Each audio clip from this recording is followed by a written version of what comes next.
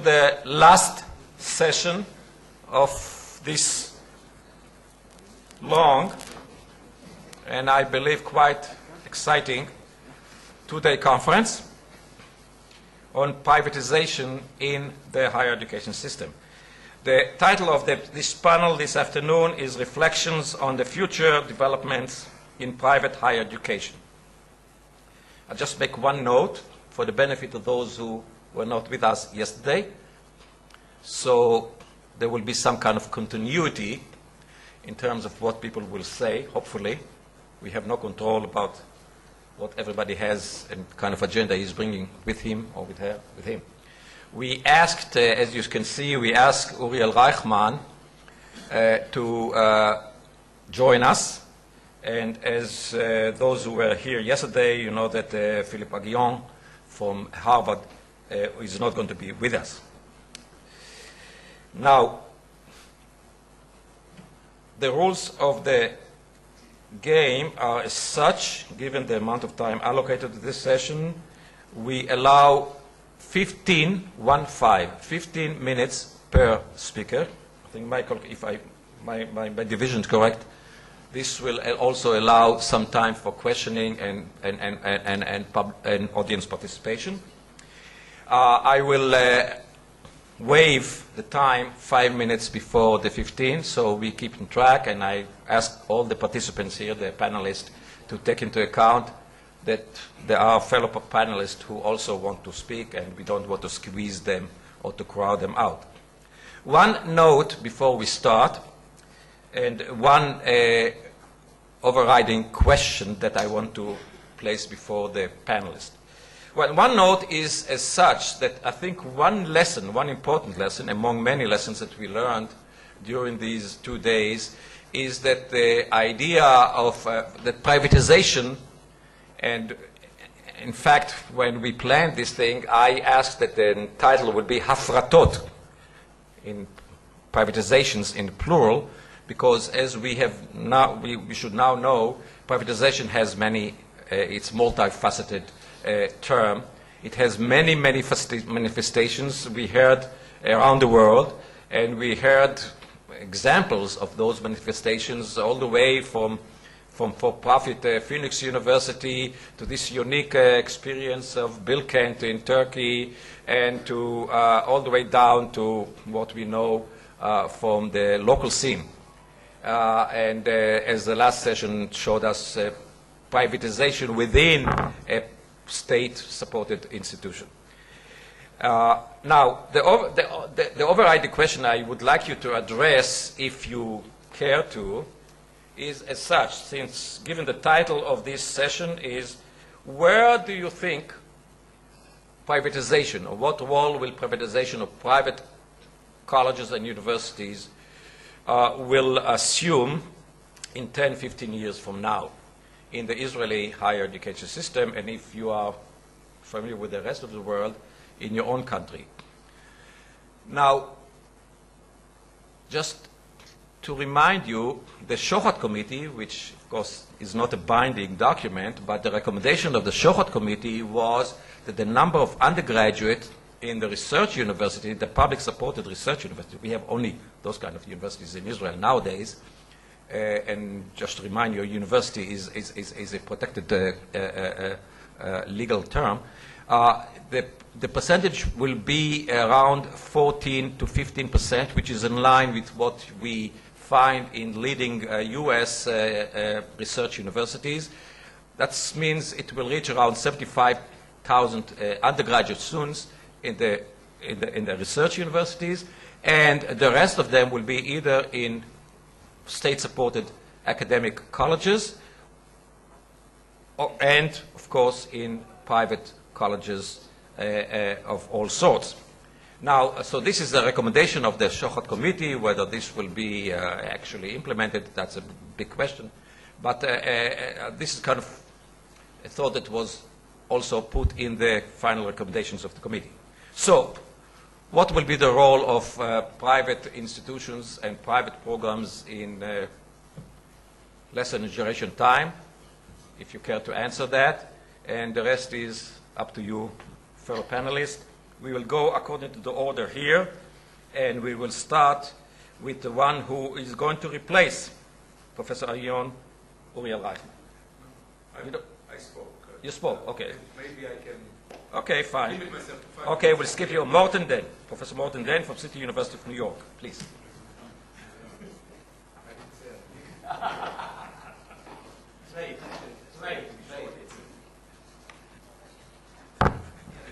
Thank you. It's a pleasure to be here.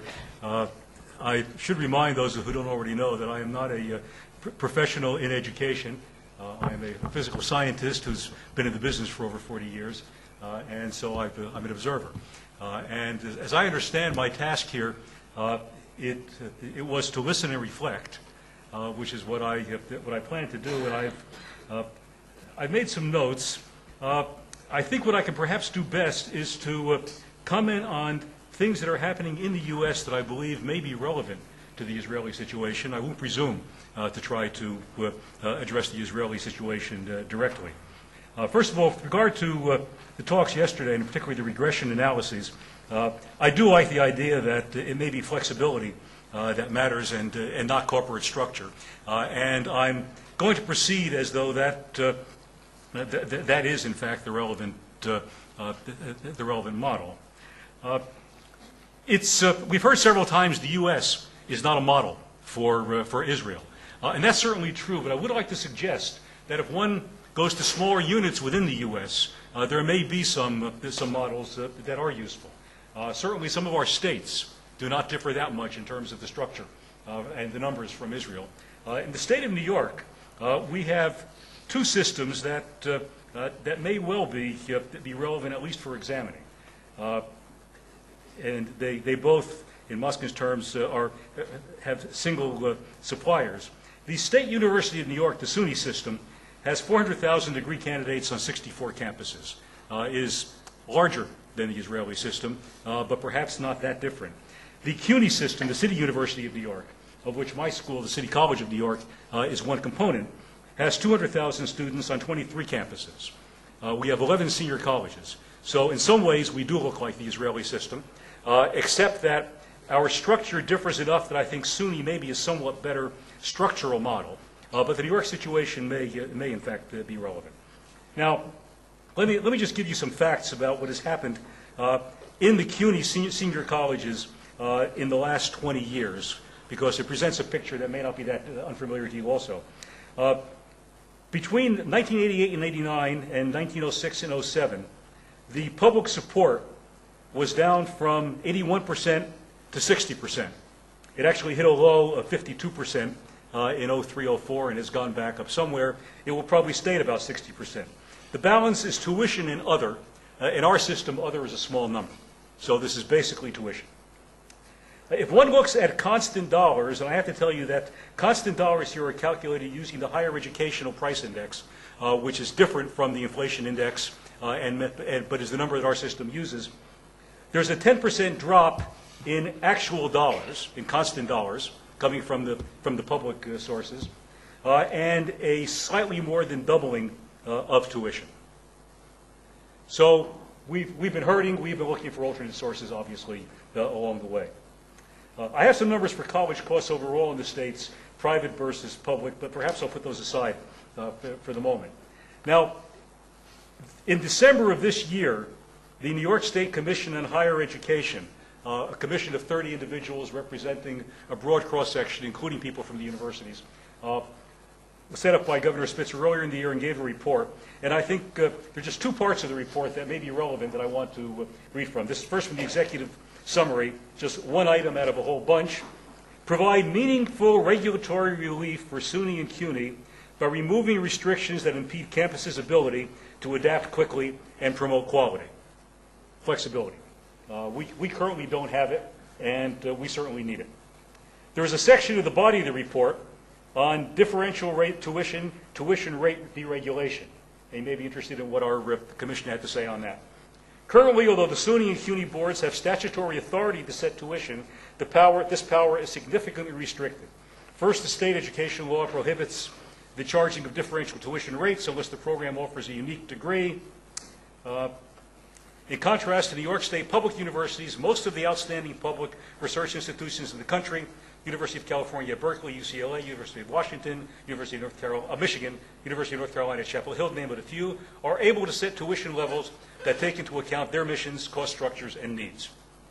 So if one assumes that this report will get anywhere beyond a piece of paper, we will probably be some changes in the way that both the CUNY and SUNY systems are funded and are able to set their rates.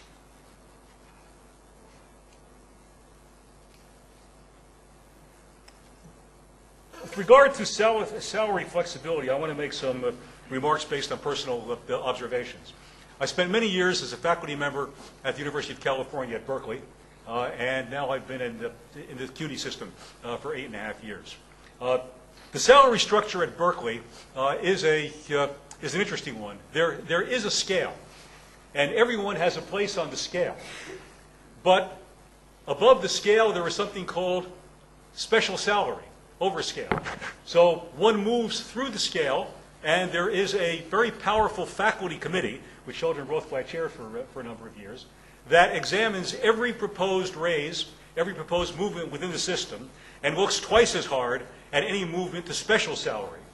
But there is substantial flexibility in the system in order to get salaries that might seem very large relative to the average. And this, in my mind, was a very important factor in our ability to recruit and retain faculty. In addition, although, as you all know, Berkeley has a very collegial system, there is an occasional top-down movement in the University of California system. And about 1981 or so, the regions imposed on the system, over the objections of faculty bodies, a differential salary structure for business, computer science, and engineering, where the largest differential was at the highest level of assistant professor, and that was a 20% differential, and then it slid to about 10% at the full professor ranks. It was not a popular thing, but again, I think it played a major role in the ability of those disciplines to be able to recruit faculty. Now, in the CUNY system is a very tightly unionized system. The City University of New York grew out of 20-some-odd individual institutions that were all part of the New York City school system. And this was a unionized system. When the university was created in the early 1960s, everything was put together into one system. Senior colleges, community colleges, you name it. With one union representing everybody. Faculty, staff, senior colleges, community colleges. That union has been terribly resistant to any kind of differential salary structures, as you might expect. And it has been a terrible drag on our ability to compete. 2 contracts ago, the administration managed to negotiate a small number of special salary situations. And this has had an enormous impact on our ability to recruit in areas in which the competition is severe. So, as you might gather, I'm a strong advocate of differential salary structures as needed, particularly to meet market demands. I want to remind everybody here that Harvard and Berkeley are not the U.S. system. Harvard is an anomaly, and Berkeley is an anomaly in terms of our universities. And we should simply take them off the table and stop talking about them. What we should be doing instead is looking at the great state universities in the U.S. that don't appear on everybody's list of top 10. The University of Illinois, the University of Texas, the University of Michigan, and I could go on with many others. These are institutions that hold up very well throughout the world. And these are the comparisons that we want to be making. There was a comment yesterday. Daniel Levy referred to the U.S. view of private education as superior to public. I suggest that that's an illusion, except perhaps for the very elite private institutions. And I might add, the very elite institutions, in my view, and I've watched students go through them, do not give a better education. They simply get the cream of the students to come, and so they produce the cream of the graduates afterwards. But if one looks at, let's take Pennsylvania as an example. Pennsylvania has many fine private schools. Non-Pennsylvania parents seem to feel that that Pennsylvania State University is a great place to go. I took tuition figures and just back calculated, and I find that 50% of the students at Penn State are out-of-state students who are paying an out-of-state tuition. So when one looks at the private system in the U.S., it's very reasonable to ask, why should I as a parent pay this extraordinarily large tuition to send my student to choose any one of the fine small schools in Pennsylvania? This is being recorded, so I'm not going to name any particular school. But why should I pay so much to send my child to one of these fine private institutions when I can send him or her to Penn State and get an education that will surely be as good? And as I say, non-Pennsylvania students are answering that with their dollars. University of Michigan has long been a place that out-of-state students have attended and viewed it as a great place, despite being a state institution. Dorsey and Ivan yesterday raised the question of accountability in a collegial, whether we can retain accountability in a collegial atmosphere. And I jotted down some notes, which again I think are very relevant to the situation here and certainly what I've seen in the institutions I've been in, with regard to the question of can collegiality exist at all when one is dealing with a situation in which there is a confrontational position between the faculty and the administration. I've seen it in two different institutions, University of Delaware and at CUNY, with regard to the faculty union and the administration. And I worry very much about the Israeli system, particularly in the current situation, in which clearly there has been certainly a degree of confrontation. Now, I think my time's about up. Let me just, I'll be glad to answer questions. Again, I do have numbers that may interest some of you on the true costs of education in the U.S., because the published costs that you see for public and private neither represents the real costs. The published ratio of private to public has varied between about a top of 5 and currently about 3.7, the cost to the student, private versus public. But those are the published costs. In fact, actually, well, let me give you the numbers, because they may be helpful. 80% of private school students get help of one sort or another, and according to a Kiplinger report, the real out-of-pocket cost is 61% of the sticker price for students going to a private university. So that $40,000 that you see, the student is paying $24,000. Numbers are similar in a College Board report. $9,600 on the average per student in grants or tax benefits at private schools, which corresponds to a little over 40% of the average cost. $3,300 at public institutions, which corresponds to about 1/3 of the cost. The average U.S. student emerges from the university about $20,000 in debt. Now, Princeton and Harvard have changed the rules of the game recently, and it's not clear what the fallout is going to be. Princeton, a year or two ago, announced that they would no longer give financial aid in the form of loans, that all financial aid would be in the form of grants. And this, of course, removed a lot of the loan burden from Princeton students. I don't know of much following to that, but Harvard has just turned the system totally upside down by announcing that they will start giving financial aid, substantial financial aid, to middle-class and upper-middle-class students. And according to what they have published, with family incomes up to $180,000 a year, the family would not be expected to pay more than 10% of their income, which is a very small fraction of the total published cost of Harvard.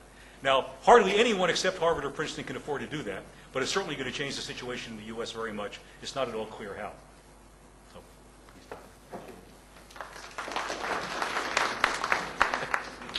Can they channel some money here to our system?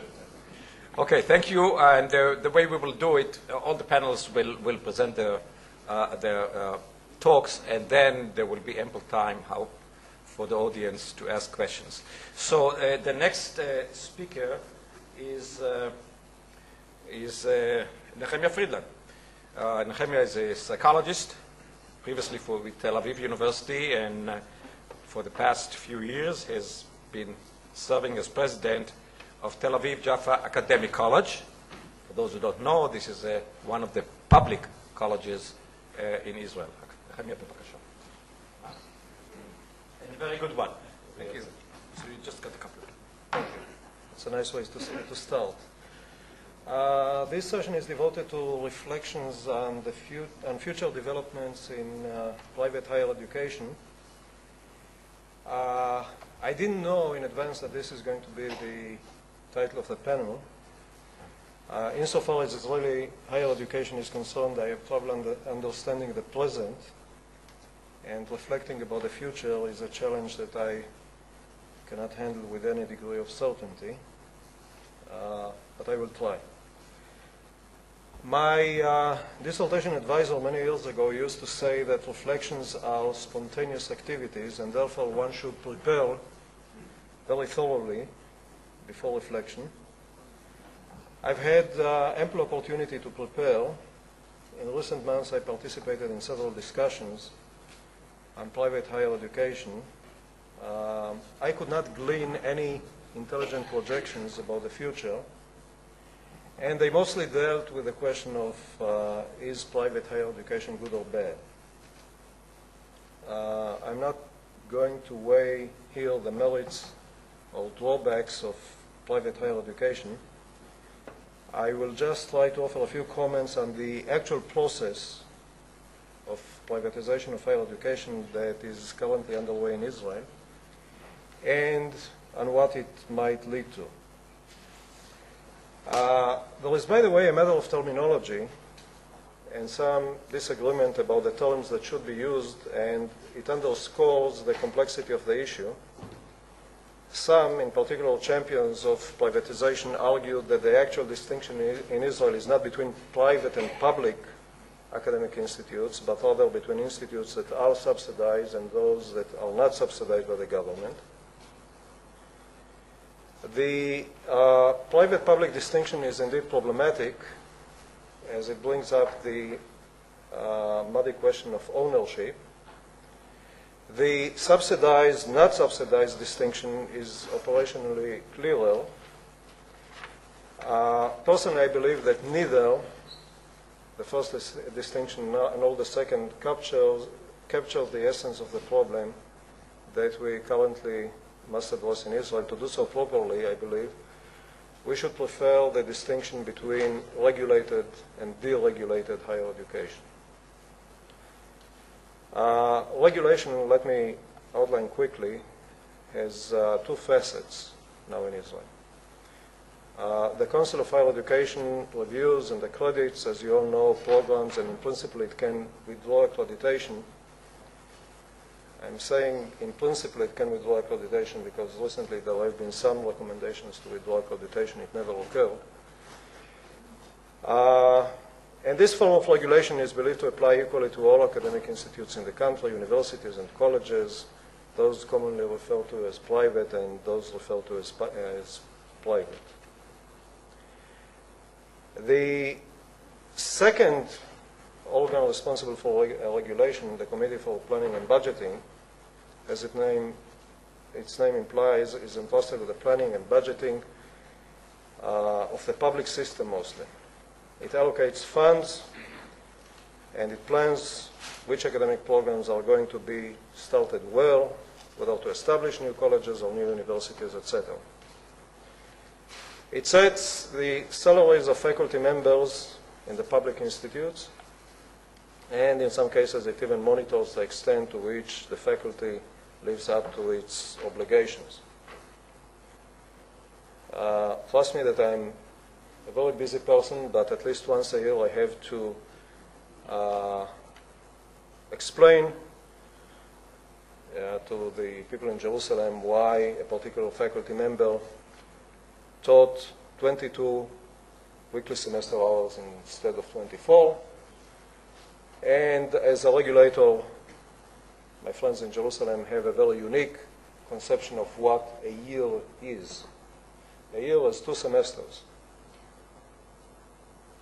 The winter semester and the spring semester. and the 24 hours have to be distributed between the 2 semesters. Now, if you run a system that has 3 semesters, instead of getting an award for efficiency, you have to justify why you dare distribute the 24 hours among 3 semesters rather than 2. So this is the extent of regulation we experience. The distinction between the 2 kinds of regulation, that is, call it the administrative, budgetary, and the academic, is not as clear-cut as many tend to believe. Anyone who was ever involved in academic planning and in administration knows full well that academic standards and budgetary considerations are not truly separable. And so the distinction we are truly dealing with is there is budgetary and administrative regulation that distinguishes between public, so-called public and private institutions. And there are grounds to believe that this distinction filters somewhat or reflects somewhat or to some extent on academic regulation. Now, there are questions concerned what's a preferable system, the public or the private, the regulated or the deregulated. There are obviously merits to one system, and there are some merits to the other system. I'm not going to go into this question. I think that the truly important question right now in Israel doesn't concern the merits of one system or the other. It's rather how one manages intelligently a system that is partly regulated and partly deregulated. Some countries have this combination, this mixture of partly regulated and partly deregulated higher education system. So a mixed system can work. What we currently have in Israel is not a system that's partly one kind and partly the other. What we are currently witnessing is what I call a deregulated process of deregulation. And the results threaten, to my mind, to be chaotic. The signs of chaotic development are abundant. One example is the proliferation of deregulated programs in regulated institutes. The so-called executive MBAs heralded the trend, and we now have executive programs in almost any field where imbalanced supply and demand make them profitable. So we now have a major university offering, let's say, an executive MSc program in computer science. The brochure described the program as requiring no thesis, no seminars, no electives, designed to be studied, if I remember correctly, in 10 months. Another example of chaotic developments is, has to do with the decision of the Council of Higher Education that for the time being no new universities would be established in the country. This decision, notwithstanding a college unilaterally transformed itself into a university, or at the very least announced that as of a certain date everybody has to regard it as a university. And I expect additional colleges to soon follow suit. I can assure you that mine isn't one. Observing from the sidelines, I do not get the impression that the Council of Higher Education has a clear idea how to regulate deregulation.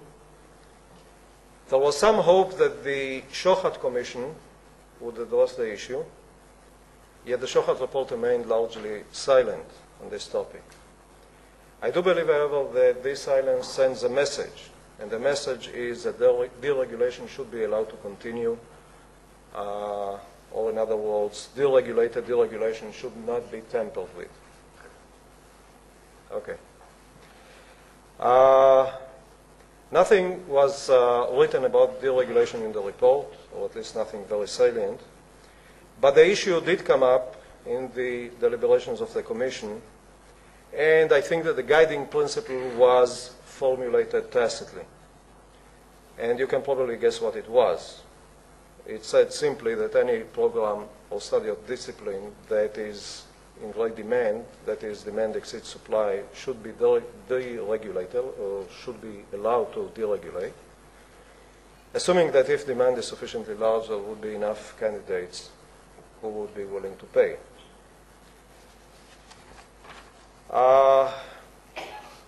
But not saying anything about the issue, the Shohat Commission essentially sent a message that says, let the market logic set the tone. The Council of Higher Education was represented in the Commission, but to my recollection, it did not say anything otherwise. So here is what deregulated deregulation might end up looking like. Fields of study in which demand exceeds supply will end up being deregulated to a very large extent. Some of the deregulation will occur in so-called private colleges or deregulated colleges, and some will happen within regulated universities, as is already happening. In certain areas, regulated universities and deregulated colleges will find themselves in direct competition. In some cases, they already are. And incidentally, I should say that given the determination and the result that the regulator has shown to date, I predict that some of these deregulated colleges will before long become universities. And one should take some time to consider or analyze the social consequences of the deregulation of desired careers. So this is one part. The second part has to do with areas of so-called vital national and economic importance, science, technology, etc., that require large investments in research infrastructure, and this will remain the province of the research universities. There is a third very interesting group. I happen to be part of that group, the so-called regulated public academic colleges and colleges of engineering. And in parentheses, let me say that these are the institutes that to date feel the brunt of regulation to its fullest. The regulator has been quite effective in excluding these colleges from any serious research activity, so they will not be able to play a significant role in the so-called areas of vital national, scientific, etc. interest. The more lucrative areas will be deregulated, and they will not be allowed to start programs in these areas. It took me, by the way, just to give you an example, 2 years to be allowed to submit an MBA program. So, as the saying goes, the future is now. What I'm saying about the future is already occurring to some extent. Moreover, because the salaries and employment conditions in the public colleges are tightly regulated and are significantly inferior to salaries paid at the universities, and even more so compared to salaries in the private institutes, the public colleges will be unable to maintain some of the so-called lucrative programs that they already have. So given the current rules of the game, the policies and practices of regulation that we now have, along with some foreseeable developments, I am afraid that we might end up witnessing the collapse of the public college system.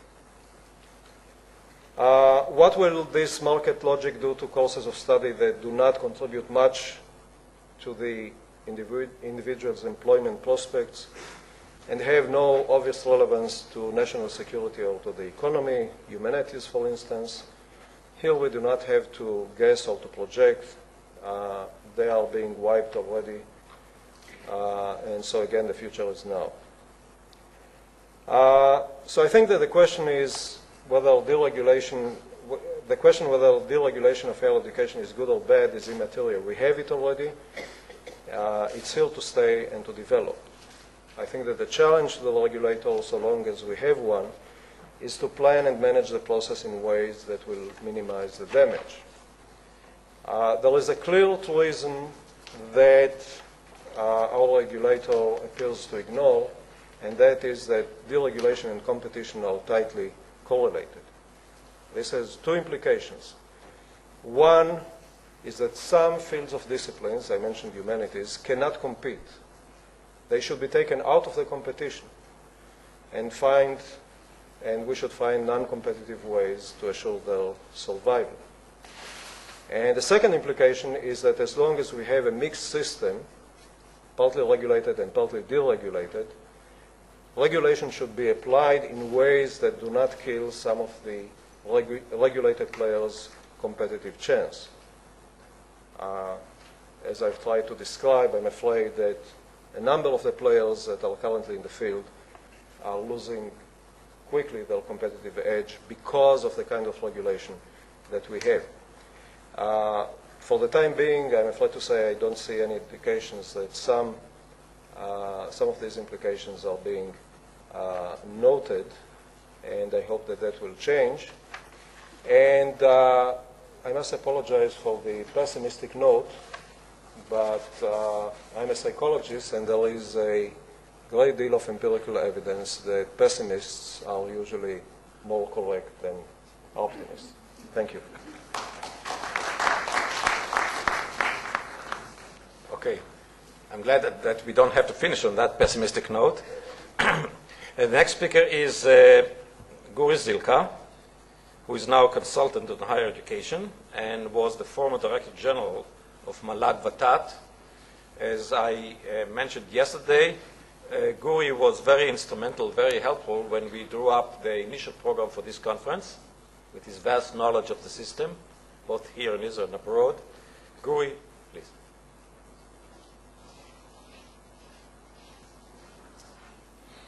Thank you. Good afternoon. I will try to compete with the digestion process privately that occurs after lunch.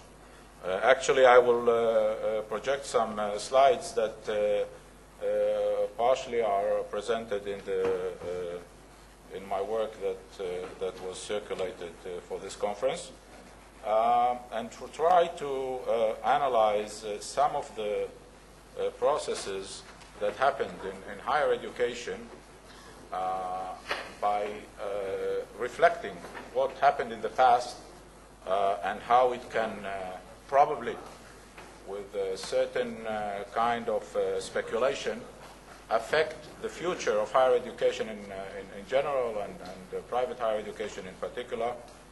And first of all, trying to understand the reasons of this phenomena of the last 2 decades that happened in this country and all over the globe, actually, with some exceptions. There's some exceptions in Europe, but still, I mean, it's a global phenomena. And one of the reasons are that higher education is an attractive investment for individuals. We can see in many research that as long as you gain more education, you make your earnings better, and your social mobility is getting better and better, and that is tremendously shown in many statistical analyses that done in this country and in other countries. OECD shows it in a very clear way. So people tend to go to higher education not only for the sake of their individuality, but also to gain an economic benefits. Of course, those benefits are good for the individual as well as for the country as a whole, and that's why the public sector should flourish as well. Secondly, we can see that strengthening the knowledge-oriented economy policy in many countries is a main objective among many governments that tend to find higher education as a mean of economic progress, of leveraging economy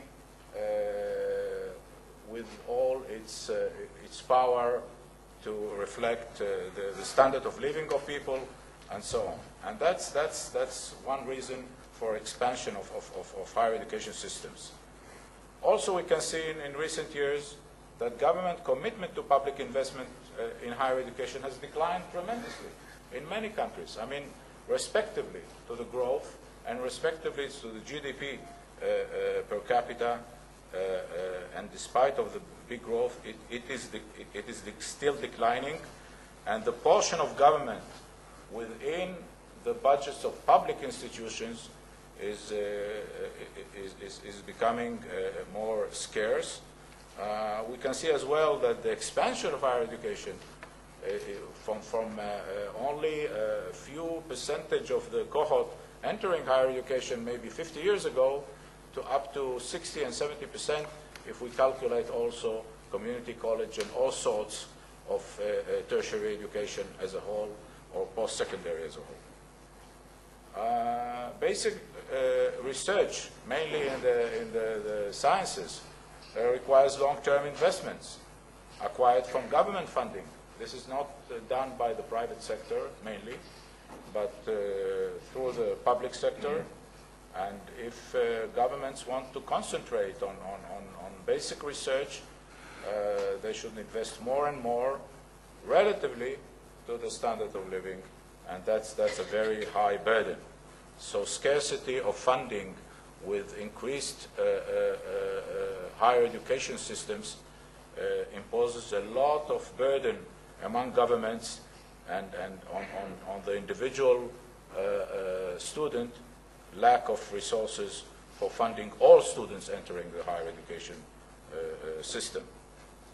The importance of diversity in public higher education is also important, because we are not talking about a uniform system or binary system, but a multi-layer system that can reflect all the needs of society. And I think private higher education is one of them. We can see it through the many types of higher education and also reflected in the private sector as well.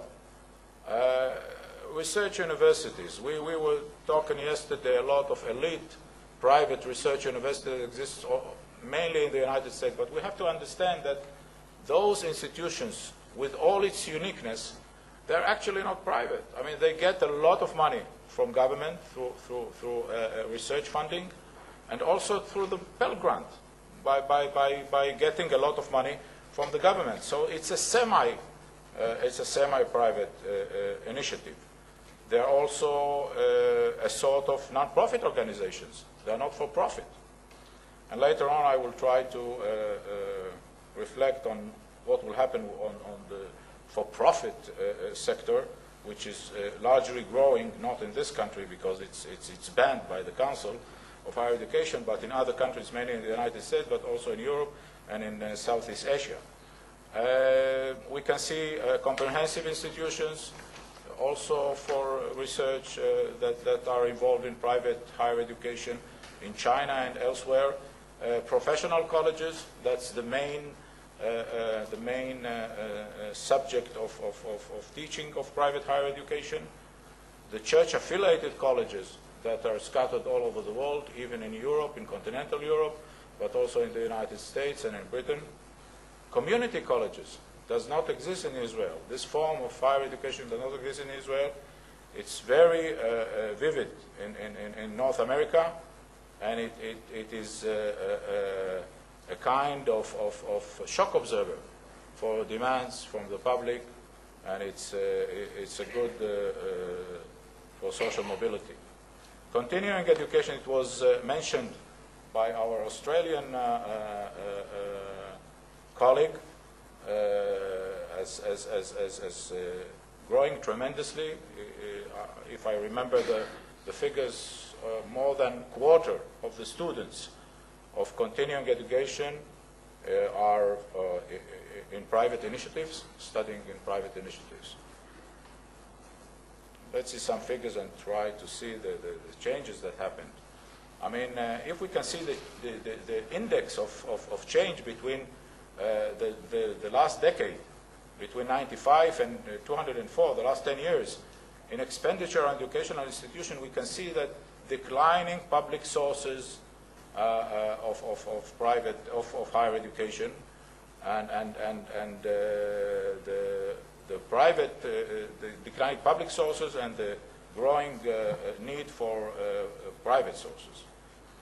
It is very, very vivid in Southeast Asia, in Eastern Europe, ex-communist countries, where the government could not cope with the growing demand for higher education and the expansion of the system.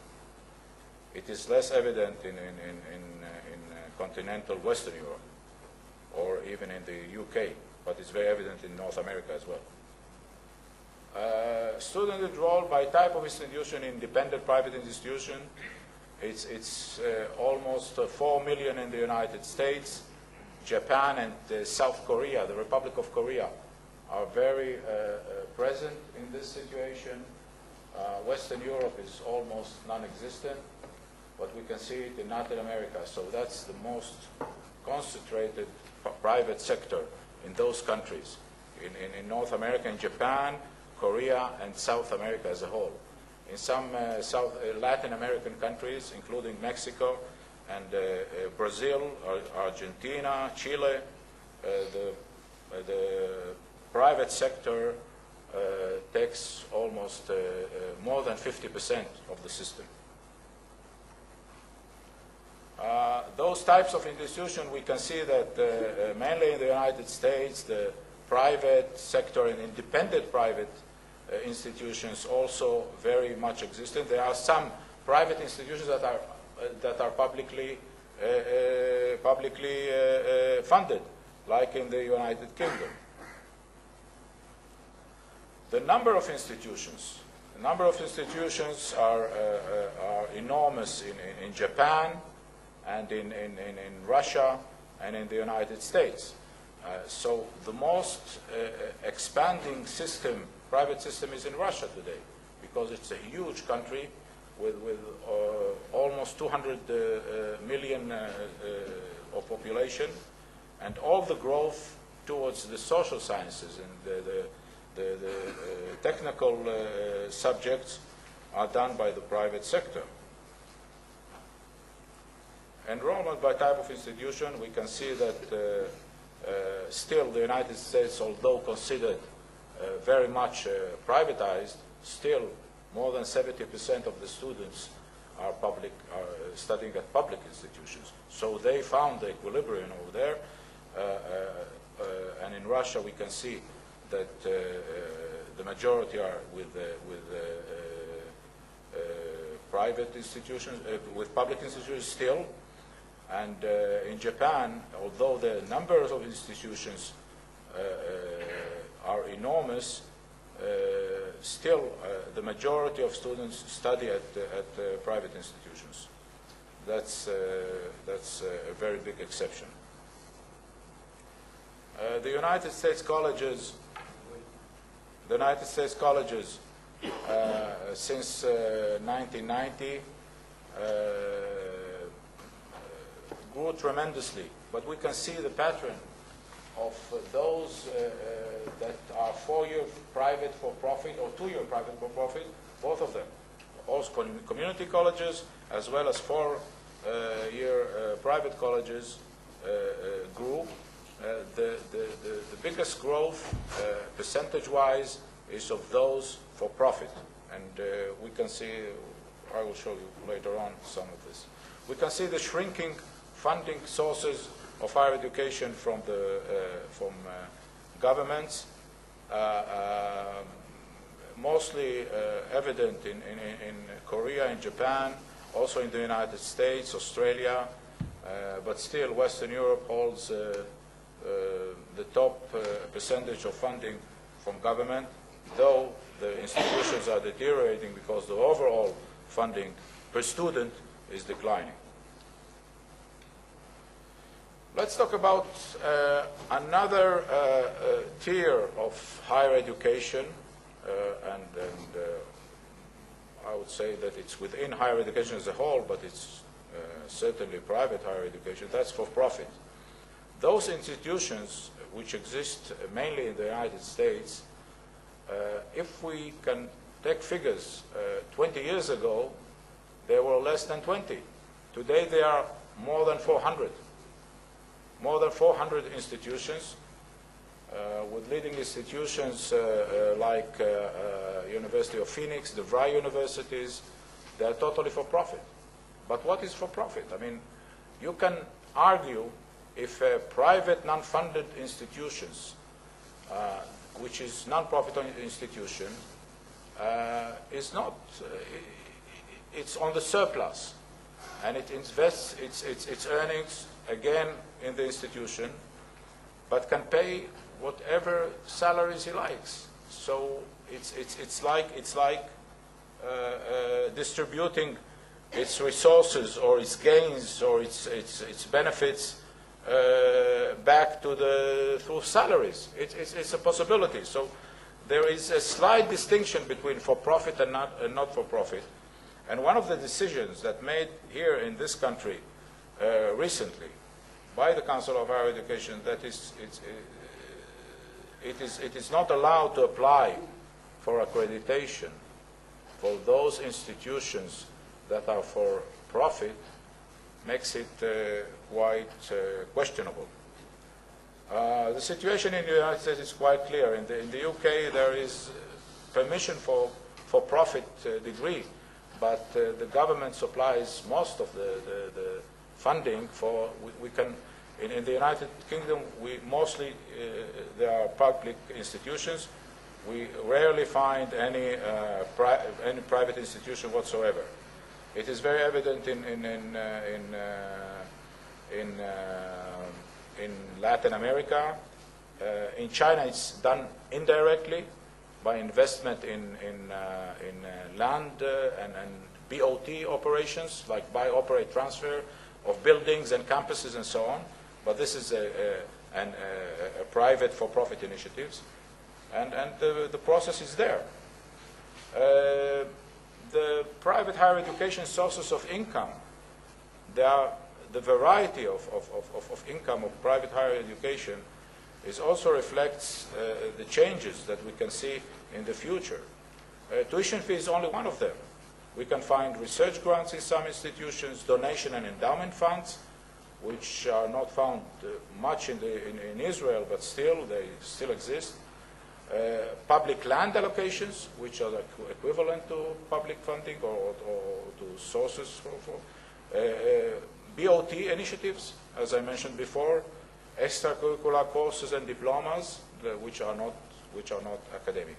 So we can see a lot of changes occurring in this arena of private higher education, and the reasons are there. I mean, they are only becoming more and more evident that the private sector probably will be growing in the near future, and we should accept that. We should accept that,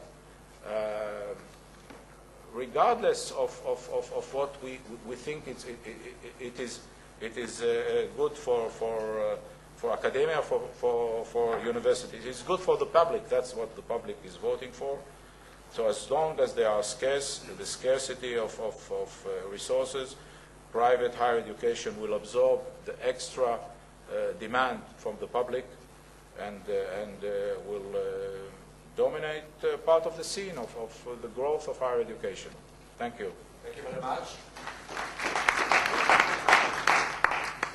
So our next speaker is Professor Piran, the Dean of the Jerusalem School of Business Administration. Another Denn economist, I guess. I don't know. Are you an economist? Are you an economist? Oh, good.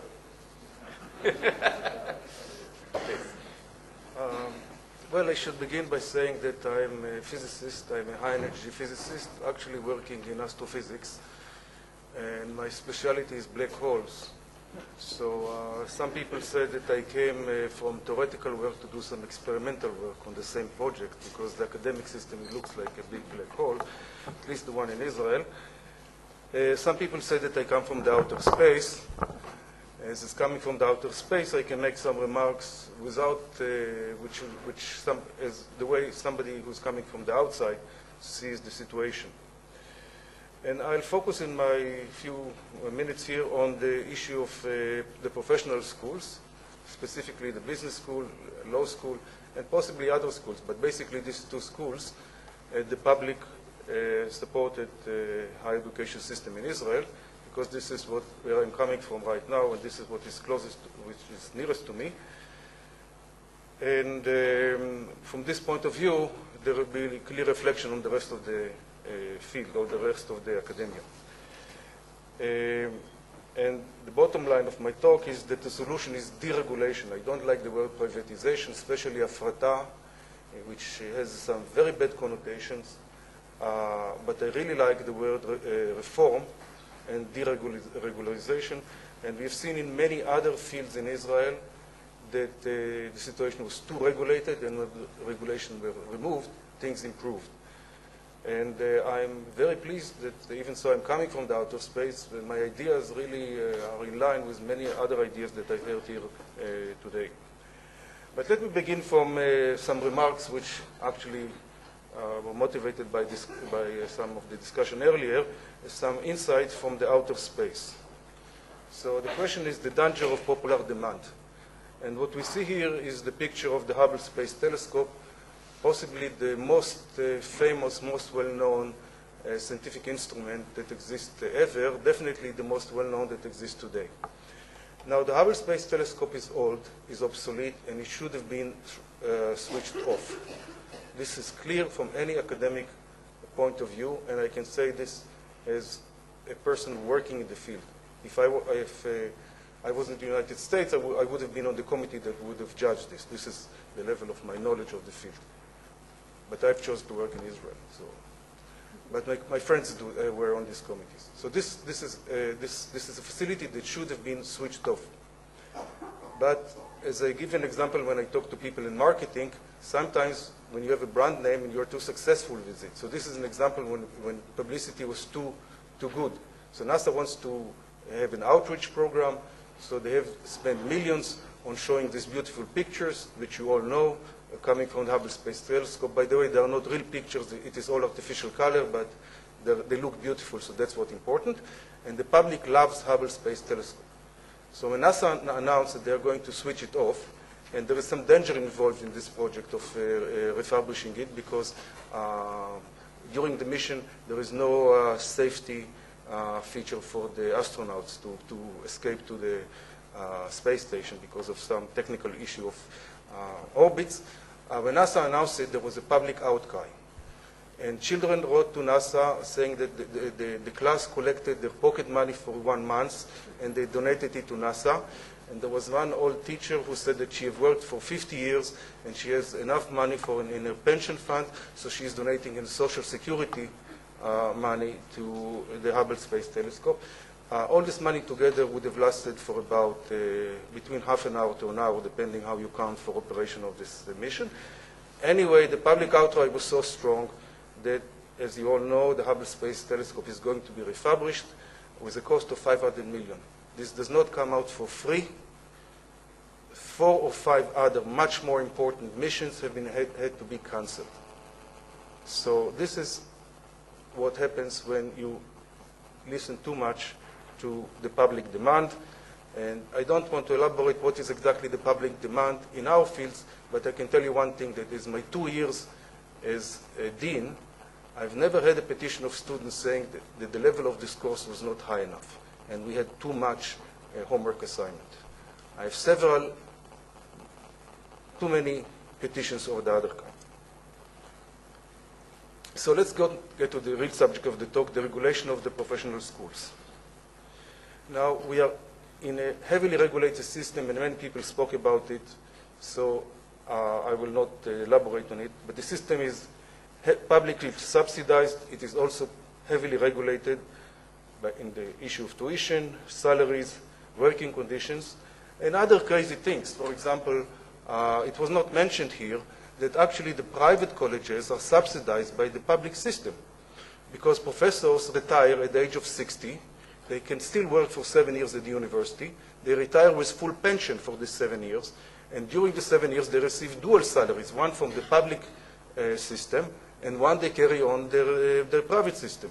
And this goes into the budgeting of this work, because otherwise I'm not sure that all these professors would be attracted so easily to this private system. And so So this is just one crazy aspect of the regulations. Now, the facts. It is clear that at least in the business and the law fields, there is a huge demand for education. The public tuition is about 10,000 shekels per year. The private colleges is about 25 or maybe even more. And in the United States, the comparable salaries are about 100,000. There is a large demand for business education, even abroad now, in spite of the relatively high tuition in the outside of the public subsidized system. So there is clearly a demand. There is need in the industry. One of the weakest points of the Israeli high-tech industry is the lack of highly trained professional managers. It is well known. Some of the industry does not acknowledge it, but even within the industry, it's begun to be acknowledged by now. And the last fact is that there is a recruitment crisis. The huge salary gap and also working conditions between, in some field, between Israel and the United States and all private schools in Europe makes it impossible or practically impossible to recruit young faculty into the regulated system. It is impossible to change the salary structure currently because of the control and because of this numerous regulation. And even the Shechter committee, which was criticized by many other people here, did not address this. I mean, when I spoke with at one occasion with the education minister about this problem, she said, it is inconceivable, בעברית לא יעלה על הדעת, that a professor in a business school will receive more money than the professor in the philosophy department.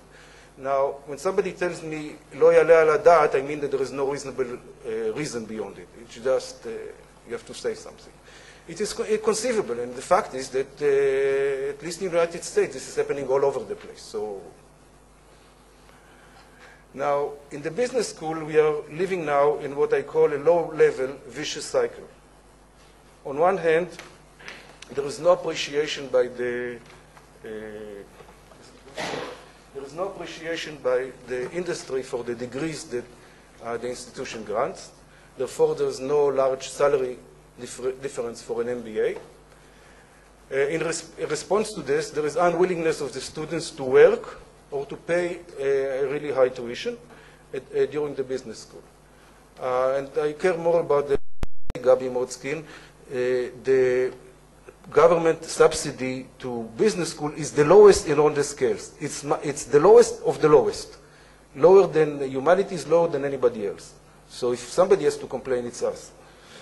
So there is inability to pay a competitive salary, and this gives to low quality education and so on.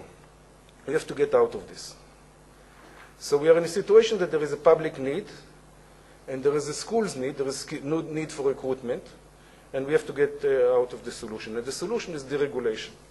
What I call for is no restriction on tuition, no restriction on salaries, and no restriction on working conditions. In exchange, no public support for teaching. This is just what other people have said before me, and we didn't coordinate this. This is part of the, we are all lazy, so this is part of the presentation that I made 3 or 4 months ago in for some other occasion. And I want to stress that I want to call it deregulation, not privatization, because we want to remain within the university. There should be a full academic control by the university on the academic quality, and this should come with loan and grants to low-income students. One could not do one thing without the other. And the final thing is support of research via grant. This will enable to continue the research level that exists now within these schools. So the regulation can solve the recruitment problem. It's just fine. And ensure the continuation of high-quality business education at the Hebrew University and other public universities. And what I say here stands word by word for the law school and possibly other professional schools. And we have to take steps to ensure that the high-quality research won't hurt from this deregulation. The schools must remain an integral part of the university. I don't talk about separating it and building different institutions. It is clear that this will face significant objections from the government. The government likes to control. And I can say here about a philosophical remark, I don't see a clear justification for public support of a professional training that leads to very highly paid jobs. So from a philosophical point of view, if I want to say about what is conceivable and what is inconceivable, it is conceivable that students at business schools, which are going to get MBAs, which will be well-paid jobs, could pay more than a student who is studying for social work, for example. The regulation may be costly at first, but may generate in the long run significant revenues. And I can say one thing about the executive programs which have been criticized here. Our executive programs do not take a cent from the public, and I have a very heavy calculation with the university management of paying them for all the expenses of these students. And Billy Shapira here is the one who is fighting with me and getting me all these expenses on one hand, but the revenues from these executive programs, where do they go to? To support and finance the public part of the school, of both of our school, and the some overhead to the university.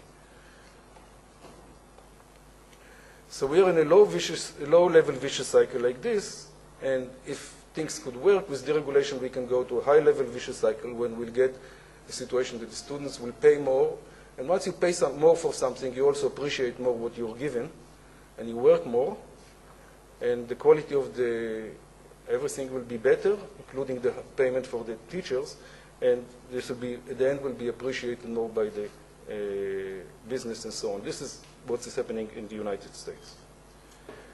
Now, of course, this is a suggestion. What happens if this will not happen? One cannot fight indefinitely market forces by regulations. I'm not an economist, but this is a statement that I can tell you as a theoretical physicist. It's impossible. So what will happen is that partial de facto deregulation has appeared already in the public health system in a highly non-optimal mode. And somebody already mentioned the public system. The public system by now, don't be fooled, is completely deregulated with everything that you want. And this deregulated process will be distorted if it will happen at the university, and it will essentially pay little considerations to issues like low-income students and other social factors that should be taking place. And it may also kill research, by the way, as a kind of side effect. So it is very, very dangerous to let deregulation take place spontaneously and in a sporadic way. But this will happen, and it is already happening. And as for the public, as for a statement about support for low-income students and so on, let's look at the health system. How many of you know of somebody, of a low-income person without any money who went to a private surgery for free? I don't see many hands raised here. So this is the lesson that we have to think about if we want to just allow some sporadic deregulation. Now you can try to fight things with brute force and issue even stronger demands and say that we'll not let you do anything, and if you do something, we'll look with a big microscope or a big telescope, whatever is the right mean, and we'll check exactly how many hours each of your teachers are doing and how many extra penny you are paying. And if this will happen, then something will very simply happen. The business school system and the public business school system will simply collapse. It will take 5, it will take 10 years, but it will simply collapse. And that will be the end of the story.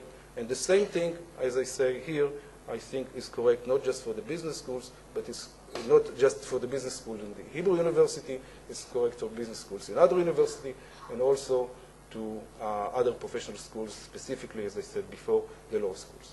And the last but not least, one of the reasons that people are asking me why you, a theoretical physicist, took this challenge to work, to be a dean of the business school. It's not your field.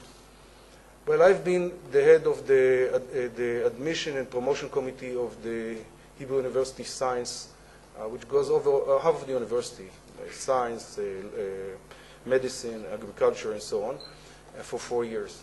And I've seen the difficulty in sciences in recruiting young people.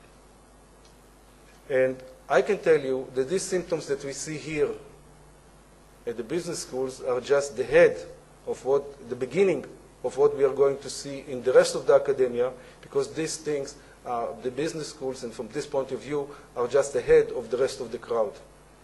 And by now, in some subfields, the best Israeli physicists are already in the United States. And the worst thing that will come, and it's beginning to happen in some subfields in the business school, is the fact that people tell you, well, I don't want to come back to Israel, not because of salary, and not because of working conditions, and not because of this, and not because of that, but because I will not have enough colleagues to work with them here. And this is beginning to happen in the business schools, it's beginning to happen in physics, and it's beginning to happen everywhere else. And if you're not awaking now, in 5 or 10 years from now, it will be too late. And my last sentence is that I am not an expert in education, but I've seen I know about 2 academic systems that collapsed. The one in Germany and the one in China. And it took more than 50 years to get the 2 systems back on foot. So we don't want to be in the same situation. Thank you.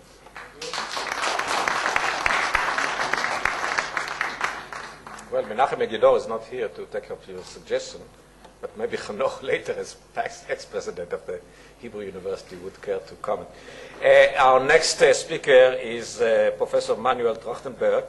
He is the head of the National Economic Council, the Prime Minister's Office. He was also a member of the Shochad Committee, right? And the one that, if you, again, I remind you that the committee that has been very much vilified, and because many people in the public said that there were too many economists on the committee, and that's why it produced whatever it produced. So, Manuel, you are one of them. Well, I plead guilty on both counts. I'm both an economist and I've been a member of the Shochad Committee. But I hope that I will convince you that some economists at least are benign to some extent. I took seriously the title of this panel, Reflection, so I will just reflect with you. I didn't prepare any talk. And I want first to bring you back to basics in terms of framing the discussion. So we're talking about institutions of higher education, what they are supposed to do. They are supposed to provide essentially 2 goods. One is based to produce 2 goods. One is basic knowledge. The second one is human capital, high skills, and so forth. Now, we know very well that basic knowledge, basic research is a public good by nature, most of it at least, and the production of human quality entails also elements of public goods, elements of externalities, and so forth. And therefore, there's a very good reason that these institutions or these activities of producing basic knowledge and producing human capital should be financed, funded by the public sector. Okay, that's almost axiomatic. Not all of it. Why not all of it? Because some of the human capital has private returns, and therefore, there is a private demand for it, there is a private return, and therefore, you should pay as well, you, the student, for some of it at least. Some of the basic knowledge has private returns as well. We see it more and more now with the Technology Transfers Office and so forth and so on. So there is a balance there to be struck between the public funding and the private funding. And we have seen the distributions, so different countries reach different degrees of public funding, but we know that both elements have to be there. So, and then there is a third consideration, which is equity. I mean, we want public funding to some extent to level off or to attenuate the inequalities in the acquisition of human capital. Now, so there is a legitimate argument about how much public funding there should be, okay, considering the nature of the goods being provided. one important element to introduce here is to say that the extent to which public knowledge and human capital are public goods changes with time, because the nature of these things evolves and so forth. And one of the problems that we face constantly when trying to design institutions is that institutions are very slow moving. They're dinosaurs, okay? Whereas the realities, the technology, society, the economy move much faster. And so they are slowly adapting, but not at the speed we would like them to do that. So that's one question, okay? How to fund it, how much to produce of these two goods. The second question is how to do it, how to produce these goods. What's the nature of the institutions that do that, that supply these goods? And here we go into the issue of whether these institutions should be private or public in the sense of management, in the sense of regulation, and so forth. And we know very well that history matters. This is what's called in this field, path dependency. Depends where you start, that will, to a large extent, condition the place you are at any point in time. The fact that in the US there are these elite private universities is due to history, the way it evolved and so forth and so on. Not that somebody got up one day and said, let's design it that way. In Israel, we started, just to remind you, from a system which was completely public, both in the funding and in the, almost, not all of it, but mostly in the funding and all of it in the production, in the supply. And we gradually moved, but still most of the system is a public one in the way we run things. Now, what are the considerations in that regard? And I think that most of the discussion here is about how to produce, how to design these institutions in terms of management, in terms of regulation, and less so the discussion has not been, at least what I heard of the discussion, has not been so much on the how to fund it, how much of the public funding should be there vis-a-vis the private funding. Things are connected, but they are two distinct questions. And I will repeat here things that have been said to some extent, but nevertheless I want to put them in this context, and then I will talk about Israel in particular. We definitely want diversity.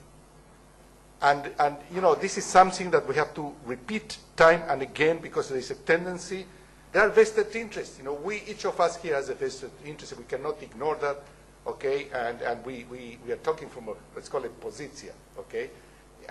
Let's not deny it, okay?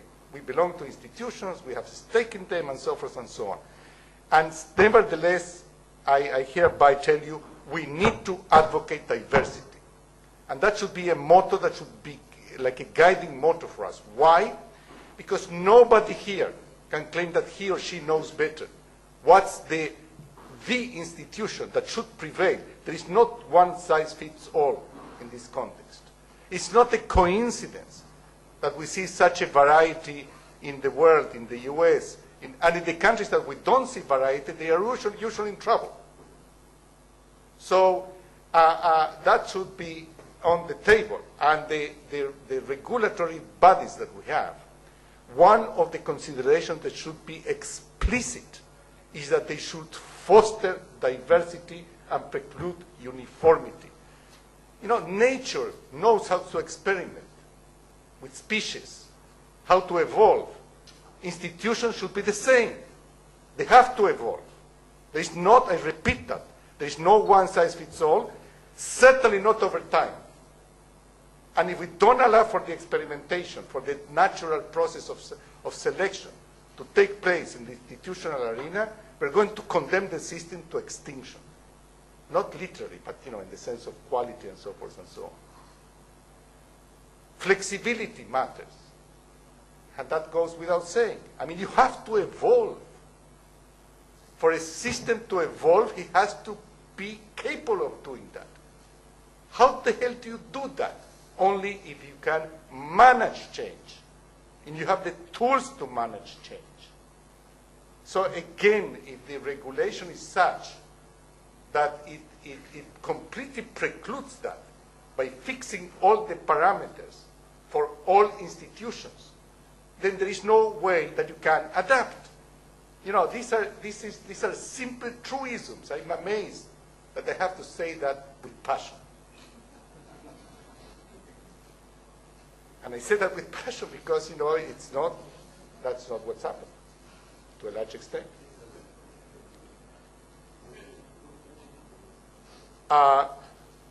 So when we talk about private versus public, you know, that's one way of framing the dilemma. But that's not the only way of framing the dilemma. You know, the mode of ownership and control of the institution is just one parameter that determines, to some extent, the extent to which the institution in question has flexibility, capability to adopt, and so forth and so on. It's just one. I can conceive of private institutions that are very rigid, and I can perfectly conceive of public institutions that are very flexible. But we have to make that happen. And when I say we, I mean everybody involved. It's not just a matter of the government dictating. The government, you know,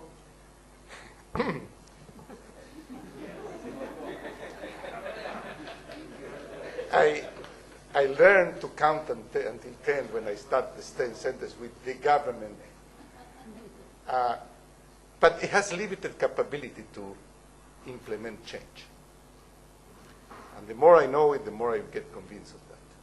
Change has to occur from all levels, at all levels, meaning grassroots, meaning the regulatory institutions themselves.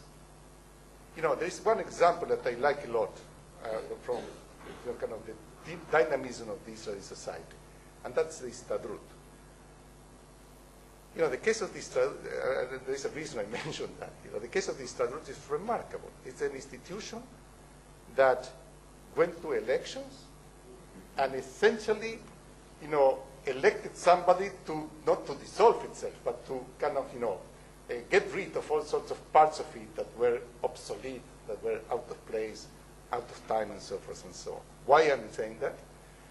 Because, you know, change, institutional change has to occur at different levels. One level is the institutions that control. And I can conceive of that happening in Israel as well. You know, in the VATAT, in the MALAG, in the Ministry of Education, wherever. But it has to occur also at the universities and the research institutions and the colleges themselves. You have to generate change from below, agitate, you know, make it happen also at the government level and so forth and so on. Don't sit here and expect that things will happen by themselves. They won't. That can I assure you.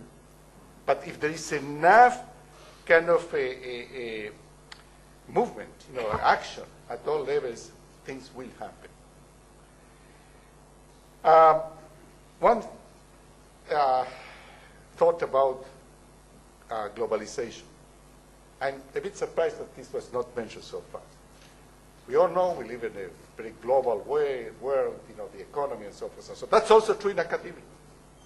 And part, and this was mentioned before, part of what we are seeing in the university academia is the result of globalization. There are good aspects and there are bad aspects. Actually, it's not that there are good and bad aspects. There are better, there are institutions that are better poised to cope with globalization and benefit from it, and there are institutions that are not as well poised to do that. And we don't have a choice. In the same way that we as a small economy don't have a choice but to engage the globalization process, benefit from it, go with it, excel where we can excel, and forget about ATA and so forth and so on, you know, the industries that cannot compete.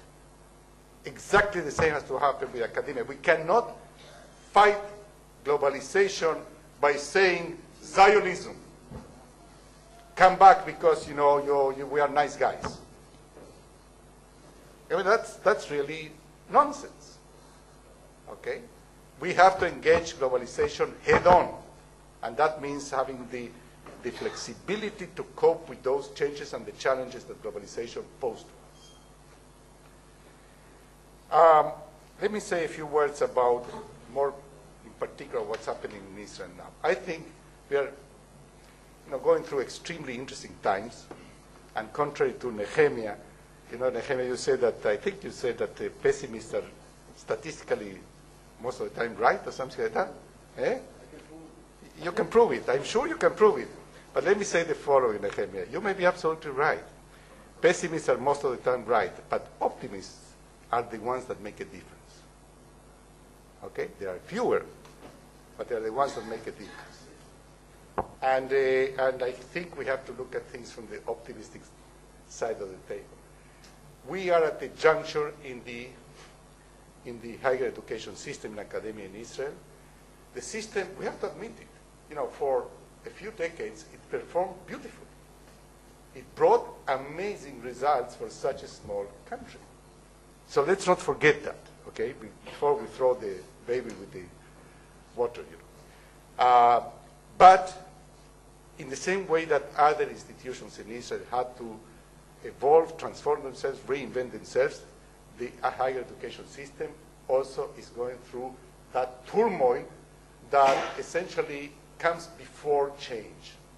And you see that all over the place. So let me give you a few examples. The confrontation with the students in the course of drafting the Shechter report was a prelude to that. Why? Because essentially, the idea is we were signaling, hey, something should change here. And I don't want to go into it now. If there are questions, I'm ready to engage in a discussion about that. But think of it in terms of change. You may not like the direction of change. I think it's the right direction, okay? But something had to change there, and there is a confrontation. There is a clash.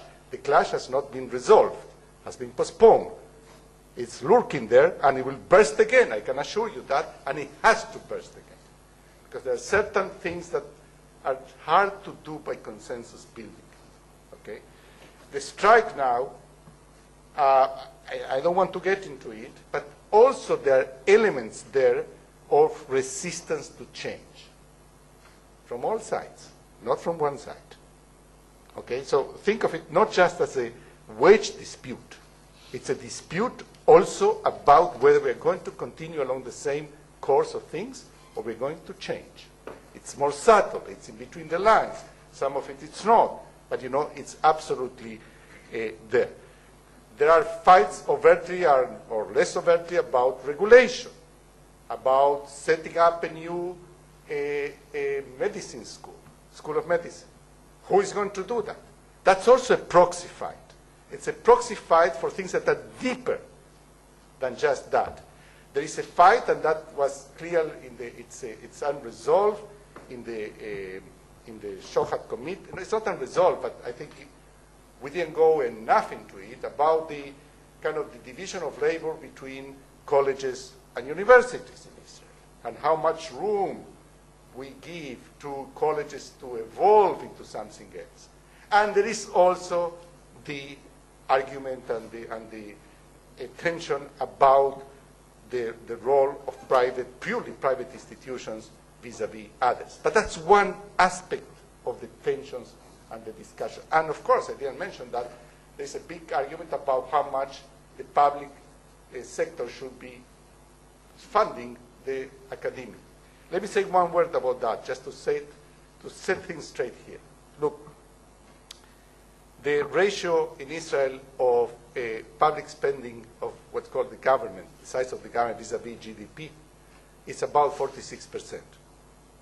Okay? We are more or less at the level of the average of the OECD, give or take. We are, the OECD depends how you measure, 45%, but some other countries that are closer to us are a bit higher. So we can say that we're more or less at the level that by that standard we should be. But in Israel, 10% of that 45% or 46% goes into two things that are extra. One is the excess defense spending, excess on top of what's the norm in the OECD, and the excess interest payments due to the very high burden of the debt in Israel. Okay? So essentially, we will compare ourselves to other countries in the OECD, and that's kind of the club that we're going to enter very soon. We honestly got the entrance ticket to it, not yet entirely, but we are in the process. Essentially, we are talking about 35% or 36% of GDP that is devoted to all of the social and other needs, including higher education. The reason I'm saying that is that, yes, you know, the government is going to increase the allocation to higher education, and according to the Shohat plan, it's a 5-year process, and it will happen, I hope very much. Let me say, I will certainly do my best for that to happen. However, we are still going to be below the level of funding of the average OECD country, and that's unavoidable. And if there is somebody that thinks otherwise, he or she doesn't recognize the realities, the macro realities that we live in. The same way we are underfunded compared to those countries in almost every other dimension because of defense spending and interest payments. And we cannot ignore them. So the question is not so much in that area, okay? We are underfunded. We are going to increase the funding, okay? But given that budget constraint, how do we do it? How we extract the highest quality possible of research and higher education in Israel. I said we are at a turning point. There is a struggle. I won't go over all the details of that struggle, but my impression is, and I may be wrong, that we can take that turmoil into the right direction. In some dimensions, we already started. Push. We have to try to seek alliances.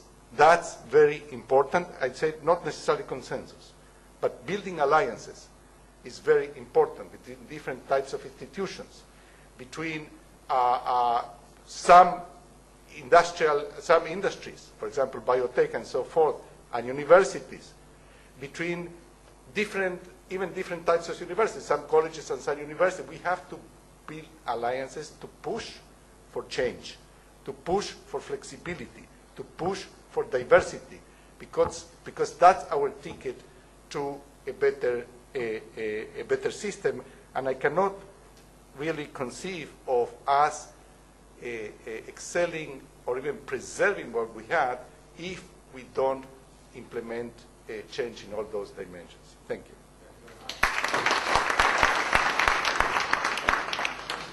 I should just note, I think that Hanoch made a point that Bashaar, following the last meeting, we did exactly that. We tried to start change in the higher education system, research universities and public colleges, and we didn't take into consideration at that time the private colleges, but exactly in that fashion, Manuel, from the bottom up, not waiting and knowing that from VATAT, MALAG, Yeshua will not come.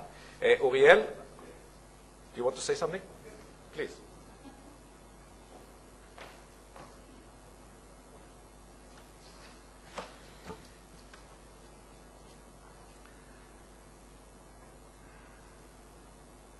I agree with many of the ideas that were pronounced here. But let me say the following. When Manuel Trajtenberg is speaking about change, I don't think that what you did in the Shohat report is the real change that the higher system of higher education really needs.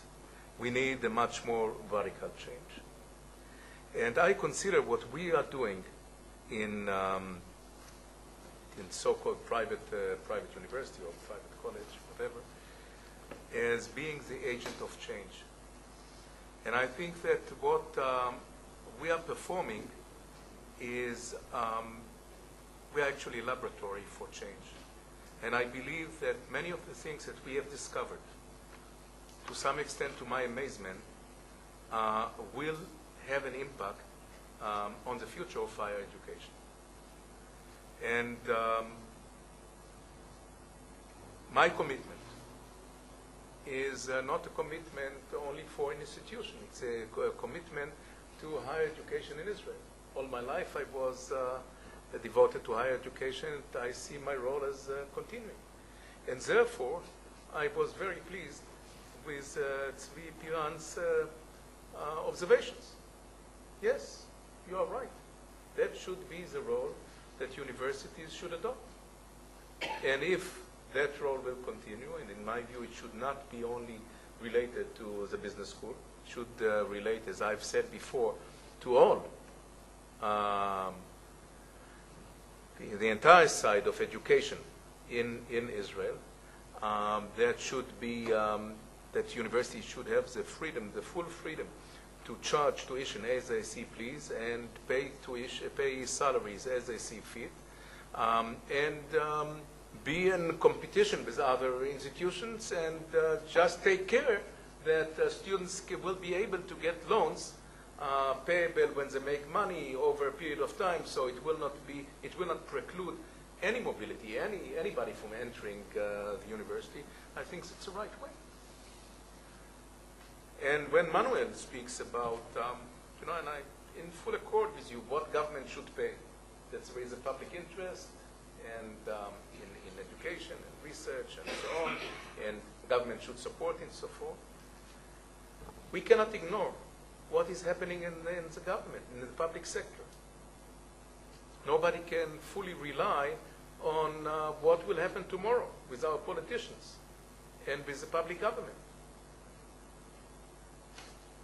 And we see what is happening all over the world.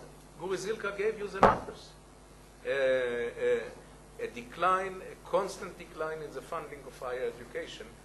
If the state of California, that was our example, when I studied in the States many years ago, is supporting today public education by 25% only.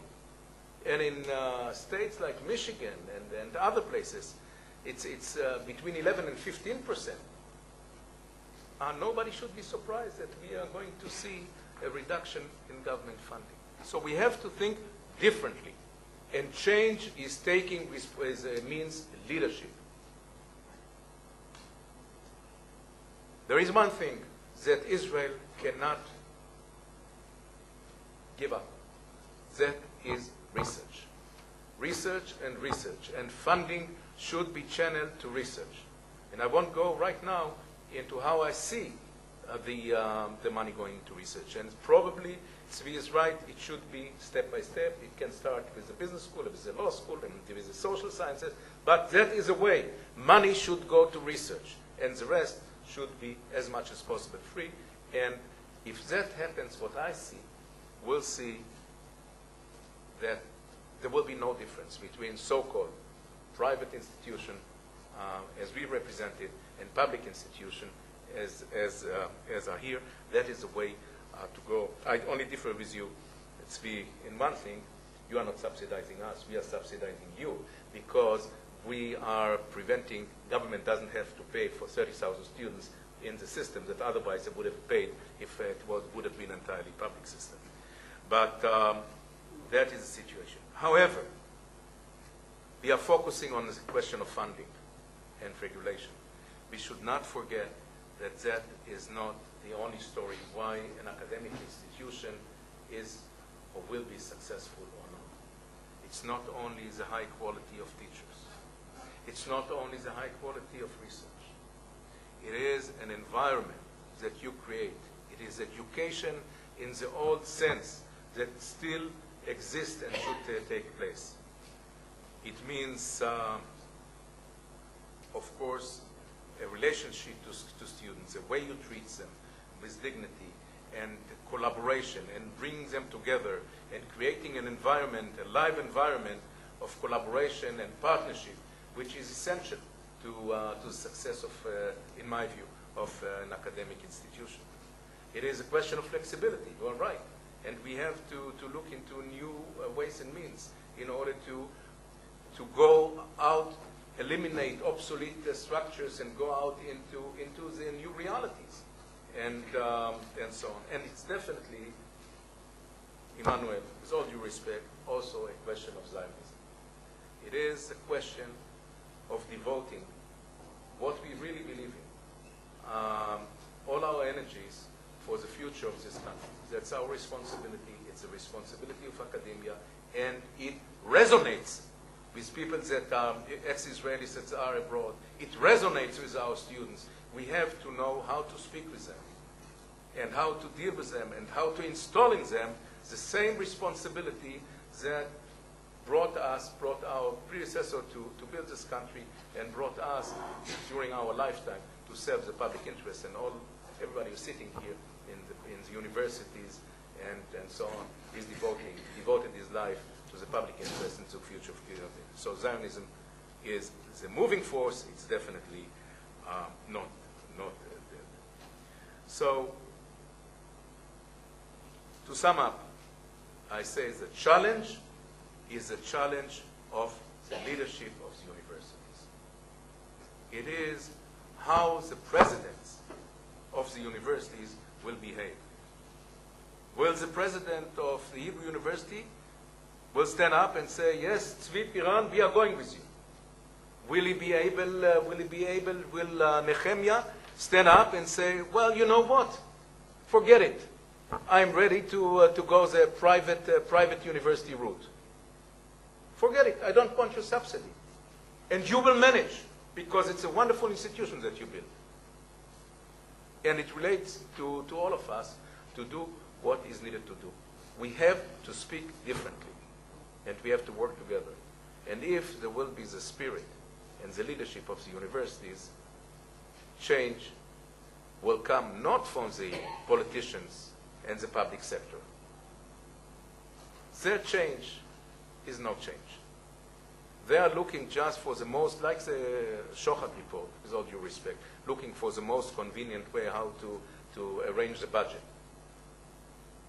But change can come from the universities, and the challenge is whether we have the inner strength, all of us, to stand up and bring about the change and take risks as we took in the past. And I can tell you, if we take risks, we'll succeed.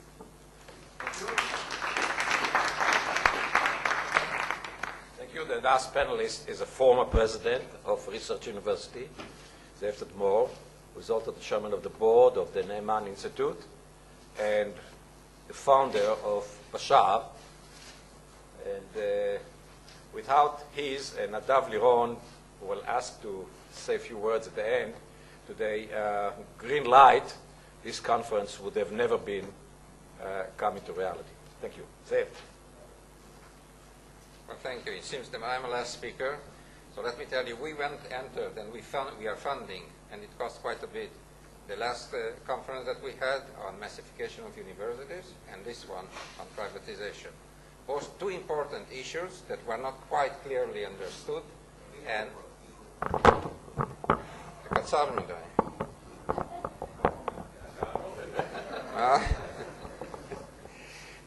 two important issues that we try to clarify our own mind as far as what they are and how to handle it. Both reflect change, important changes, and I think both were highly successful.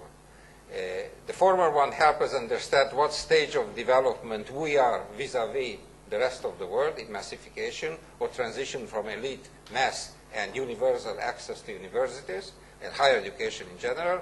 And this conference, which clarified, at least in my mind, what this whole privatization story is all about and what happens in the world. Extremely important. Again, involves change, because everything is changing, and it helped us understand much better what's going on. So I think they were successful. I'm very sorry that not enough members of university management, Council of Higher Education, and VATAT, who is here, but not enough members of those institutes were here, because we spend the money. Our objective in Neaman Institute is the public good, and we wanted to have an influence. Fortunately, everything is recorded. Everybody can get access to all the lectures and whatever was said on the web. I hope they will do so. Now, a few words about change, about flexibility and diversity that Manuel mentioned, and why are so essential in the higher education system. But let me start something about the big picture. Now, the big picture in Israel is the economy. It's a dual economy. Manuel coined more or less that term. We have a high-tech segment, which is very successful, international, global, moves ahead, self-initiating, and we have which is about 20-25%, and the rest of the economy, which are services, low-tech, traditional industry, which are very inefficient. Okay? Now, if we want to continue and succeed at the rate that we are doing now and reach leading status in the world, like some other small countries, we have to do two things. We have to get rid of this difference between the advanced and lagging part of the economy, improve the major part of inefficient economy, and we have to maintain a head in the high-tech parts of the economy. So what can be done, what should be done in order to accomplish that? Number one, we are all proud of the high-tech industry because it's very successful. But we have to remember that the high-tech industry in Israel is the result of 50 years of heavy investments of the government in defense-related technologies. Without that, the high-tech industry would have not existed. We are also lucky because when the high-tech industry suddenly started to grow, it was in the late 80s and 90s. We got the Russian immigration, tremendous human resources. The peace process started. A whole range of other things happened at the same time, which created the miracle of the Israeli success in high-tech. That would not repeat itself. That was a unique event. That was a perfect storm that happened, just everything fall together at the right time in the right place. The next big high-tech wave will not be coming from the defense industries. It will be coming in the bio, nano, clean technologies, materials, chemistry, all of which will be coming from university laboratories, not defense-related materials, which brings the importance of research and research funding in Israel. So universities, therefore, must play a key role in order to maintain our lead in the research aspects, to create the new future technologies. And the higher education system must play a key role in raising the standards and qualities of the low-tech, traditional, and services in the country to a much higher level, so that together we can move and have a much higher GDP per capita, bigger exports that we need, and have a more just society with a lot less difference between the rich and the poor. Because part of that, it reflects itself in these two kinds of economies that we have. And unfortunately, the two kinds of economies we have also divide us ethnically. And we also need to increase significantly the participation in the workforce. Manuel said that time and again we have to put the Orthodox men into the workplace and the Arab women. Otherwise, because our participation is very low, that cannot be done. Again, the higher education system's job is to do that. So higher education, in many respects, is key to accomplish Israel's goals for the next future. If I want to exaggerate a little bit, even Israel's survivors in the long term. Because we don't do that, we are in deep trouble. Now, how can that be done? First of all, let me talk about research a second. Israel is too small. It cannot afford 7 research universities. We don't have the human resources, and we don't have the funding for that. We have to create, by appropriate funding, a situation where out of the 7 universities, 2, 3, 3.5 islands of excellence in other universities will be created. For that, we have to substantially increase competitive funding in the country, significantly. Now we have about $100 million, roughly, that go for competitive funding. MIT is $1 billion a year research institute, and Michigan is $600 million, and Berkeley is, how much is Berkeley? $500 million, roughly. So with $100 million competitive funds, you don't create research universities. We are in top 10. Now, if we change the funding method, which means that we take away some of the funding that goes to the universities as block grants based on number of graduate students and this and that, and we move it into the competitive funding pool, together with an influx of additional funding, and let the best groups in the country fight for the funding, and that creates excellence. And naturally, what will happen, I assume, 2 or 3 universities will excel, and others will just have centers of excellence. So we'll have 2 kinds of universities. Top research universities, which can compete among the top in the world, and very good research universities, which will have less research and more teaching and more niche markets.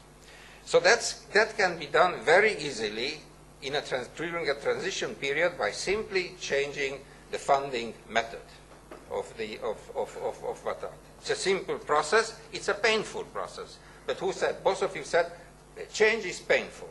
There's no alternative.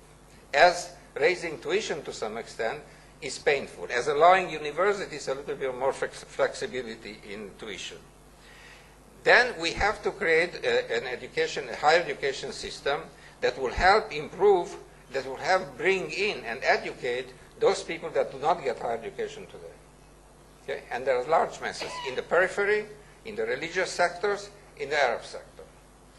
Now, for doing that, we need a system which is a little bit similar to the California system, meaning that we have to take all the 2-year colleges, professional colleges, and include them into the higher education system. Those colleges should accept anybody, and they should be allowed to give associate degrees so that they feel part of the system. Then you have the colleges which are doing a good job, private, funded, all of them. The more diversity is, the better it is.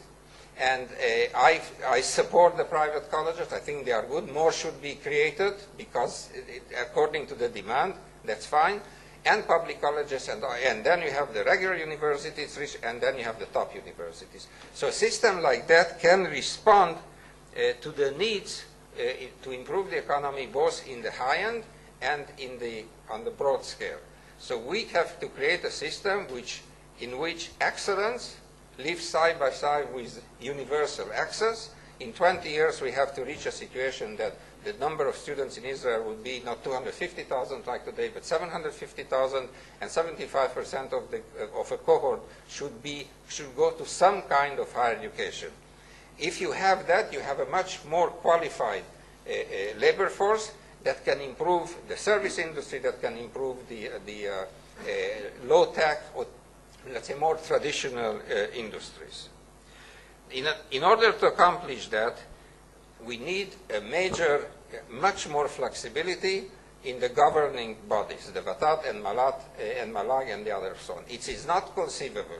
These institutions that were established in the 50s and early 60s to manage 7 universities, first initially 4 or 5, then 6 and 7 universities and Open University, they cannot manage a system which now includes 7 universities, 60 colleges of different kind and source, and another 60 entities which are post-secondary education. Just not possible to manage that. The only way to manage that is to allow a lot more responsibility and authority to the various entities, the universities, the colleges, and otherwise, and have them they should be able to do the decisions themselves. Inconceivable that every small decision that a university or a college has to do requires approval of a small entity. Cannot be done. Yes, funding policies. Yes, some control systems so that the standards will be maintained everywhere. But it is not conceivable that a university that operates for so many years, for every new program that it wants to start, has to get an approval from VATAT and MALAG. It's ridiculous. Or a college, which is an established college. Why? It is the responsibility of the management of that college to check, can we afford it and what we get out of it. And they have to be responsible for the budget they are getting. It is אין לי 5 דקות יותר. יש לי פחות. So anyhow, I was president of the Technion. It was an impossible situation. Your hands are tied behind. You cannot do almost anything outside the regulation. You can speak, okay? You can entice. You can bring up new ideas. Any change that I did, or any president, university president does, is from fundraising. So you raise funds if you want to get into a new program. Everything has to come in that way. Nothing can be done within the system. You want somebody, you cannot pay higher salary. It is ridiculous these days. We cannot retain faculty. It's impossible. You must introduce flexibility into the system. You must allow a differential salary. A university cannot be managed properly. Otherwise, you can't attract the people. If you don't attract the proper faculty, you do not have a university. Now, in addition to all that, the system, through funding, has to make sure that the humanities and social sciences are maintained at high quality. Because without that, a university is not worth its name. Now, they cannot sell their products. They cannot go commercial, as you explained so well. They have to be supported in a different way, perhaps a central, separate research fund that will go only to humanities to get fellowship, scholarship, and so on, but they have to be supported. It is the responsibility of the state to do that.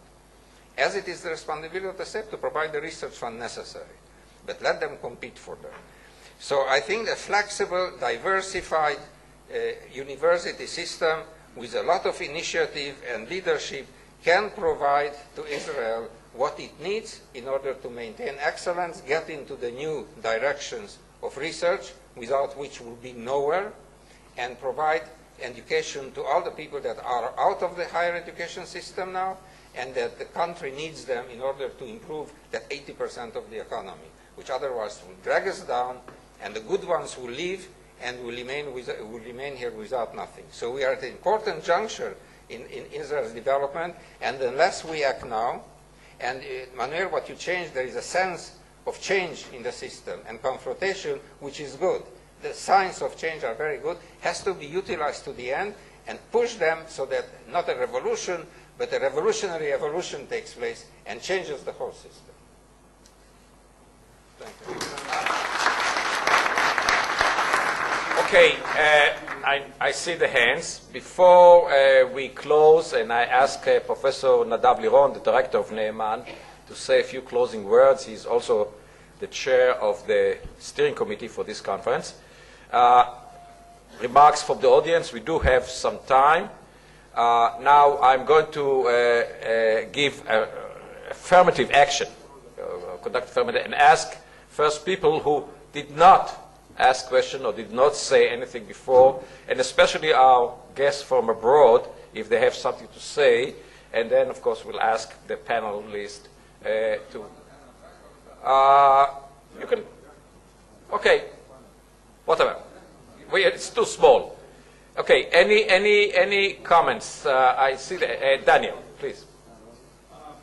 I think you have to give him the... Daniel, use the microphone, please. It's not often I get the chance to be the recipient of affirmative action, so I appreciate that. At the beginning of the conference, we from overseas will thank you for your generosity and trust. At the end, I'd like to thank you for the opportunity to learn together with you.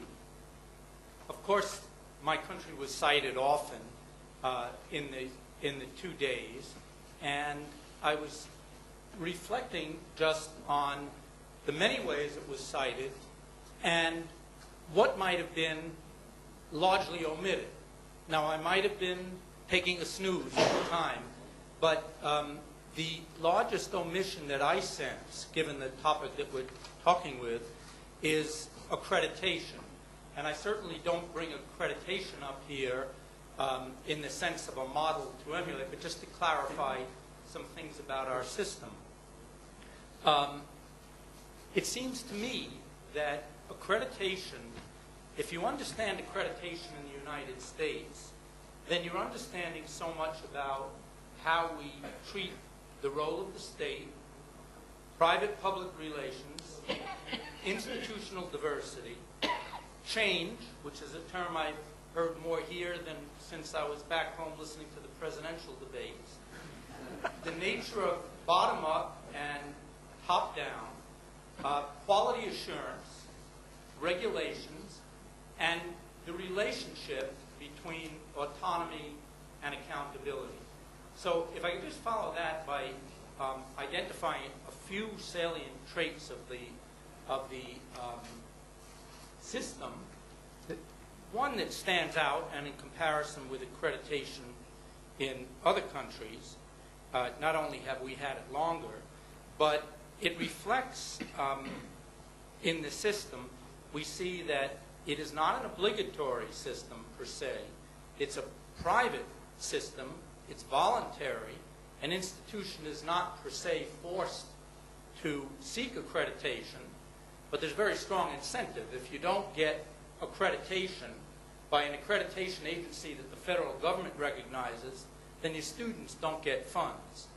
With that accreditation, your students will automatically be funded if they qualify on a socioeconomic basis, and that applies not only to private, but even within private to the for-profit institutions. It's a major source of their income. Then there's the diversity of accreditation agencies.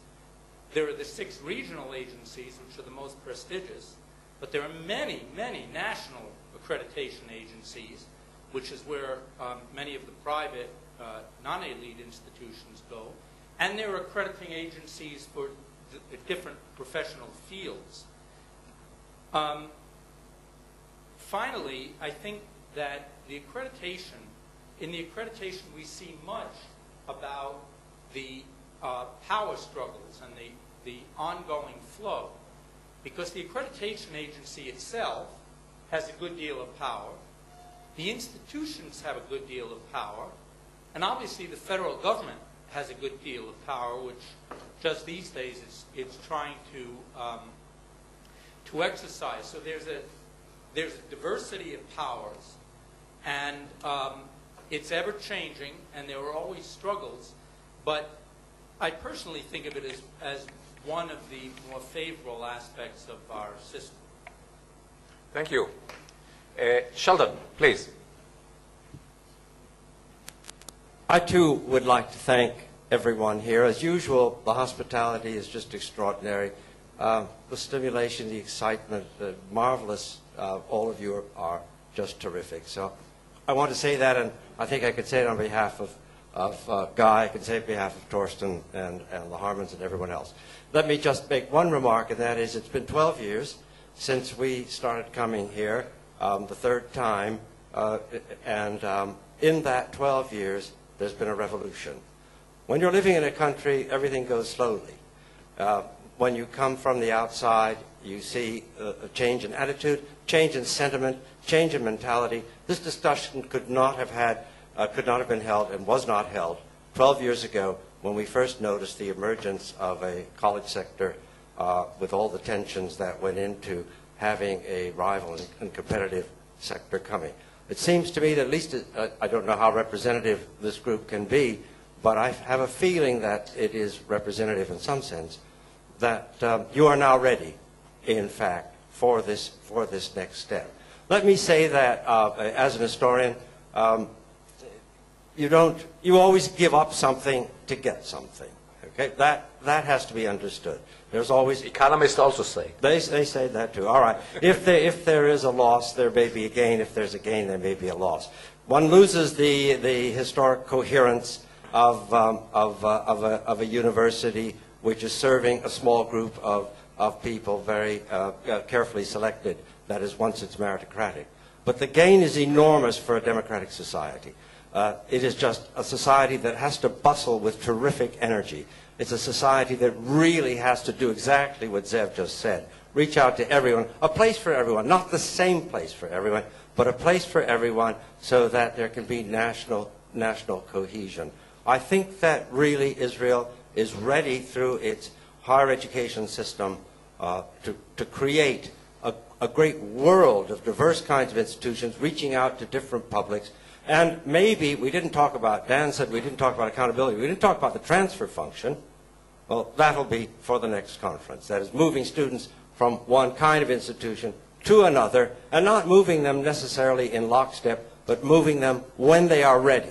The next big step, I think, that's going on in the world is that the undergraduate population, we've already seen this, is not just going to be 18, 19, and 20-year-olds, but it's going to be all of us at every level. Anyway, congratulations. It's been marvelous. Thank you very much. Guy, would you like to say something? Please. As on so many occasions, I am just important for me because you've allowed me to, and through your debates, to begin to go beyond the categories which I am used to thinking in, and in fact opening up new vistas. And part of the reason for this, I think, is that you have a sense of purpose in where you wish to, where the sense of purpose of the nation, and the way in which the different segments of your higher education system can contribute to that. That is a sense which it is certainly a product of your history. It's a product of what you've done over the past 60 years. It is a sense of purpose which I find very much lacking in the larger systems of higher education, which I'm familiar in Western Europe. I will watch with great interest what has been happening here, what will happen here, and as per usual, I will go away from being with you not a wiser, but certainly a better educated man. And I thank you all for the occasion and for the tutorials which you've given me. Professor Philippe, would you like to say a few words?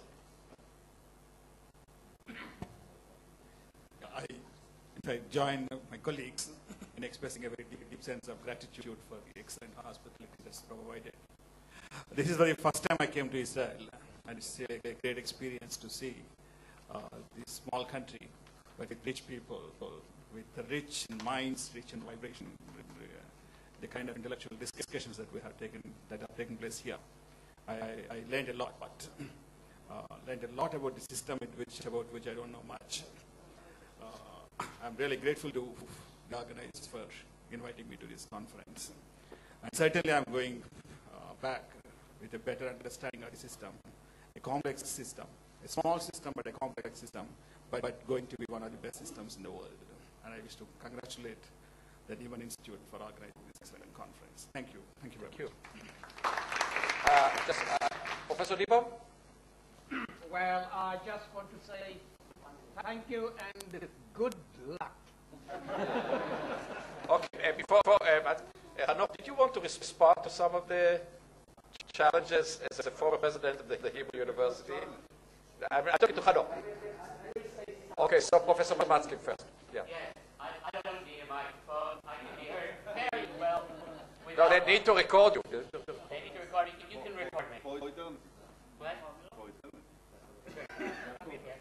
First of all, I want to say, speaking of, I agree with you completely. I don't know why you think I disagree. I'm entirely for privatization and differential pay. In fact, I think that. How do I turn it on? On. Yeah, it says on. Well, this is my challenge that way. It's not working. Is it working? Yes. Okay. Yes.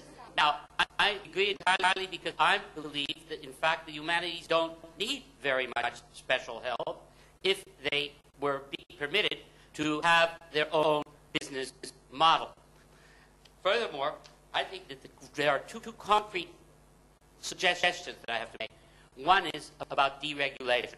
I think we need a deregulation model, one with incentives, one that's gradual, one that's, say, over a 5-year or a 10-year for, say, a business school. It's not clear that it can be done from one day to the next. And therefore, so that there are safeguards built into the system. I think if such a model is designed and put in place, that would be a great contribution.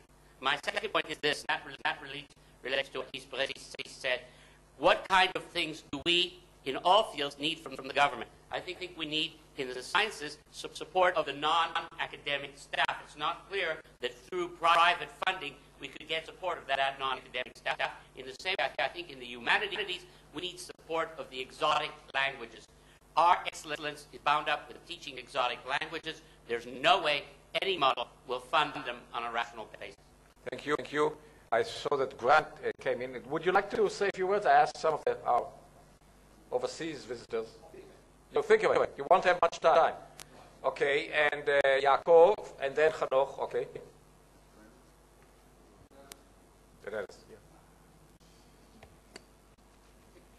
Agitation. Well, be short, Yaakov. Yeah, sure.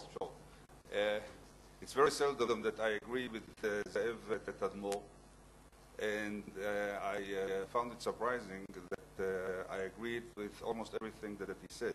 In fact, a memorandum which has a motto, which has sorry, a memorandum that I wrote. Okay. Okay. Continue. A memorandum that I wrote, which is on the table of the finance minister, has a motto which says, "Too many research universities in Israel," which is exactly the same words that Zehev Tadmor told us. And I disagree, or maybe a slight disagreement of the way to implement a correction. One way to go is to learn from Germany, which did the Excellence Initiative just recently, or it is in the midst of implementing this initiative, in which it had a competition between universities for excellence centers. So it is not through individual grants, but it is very similar. And the advantage is that you can take advantage of infrastructure that already is there at those centers.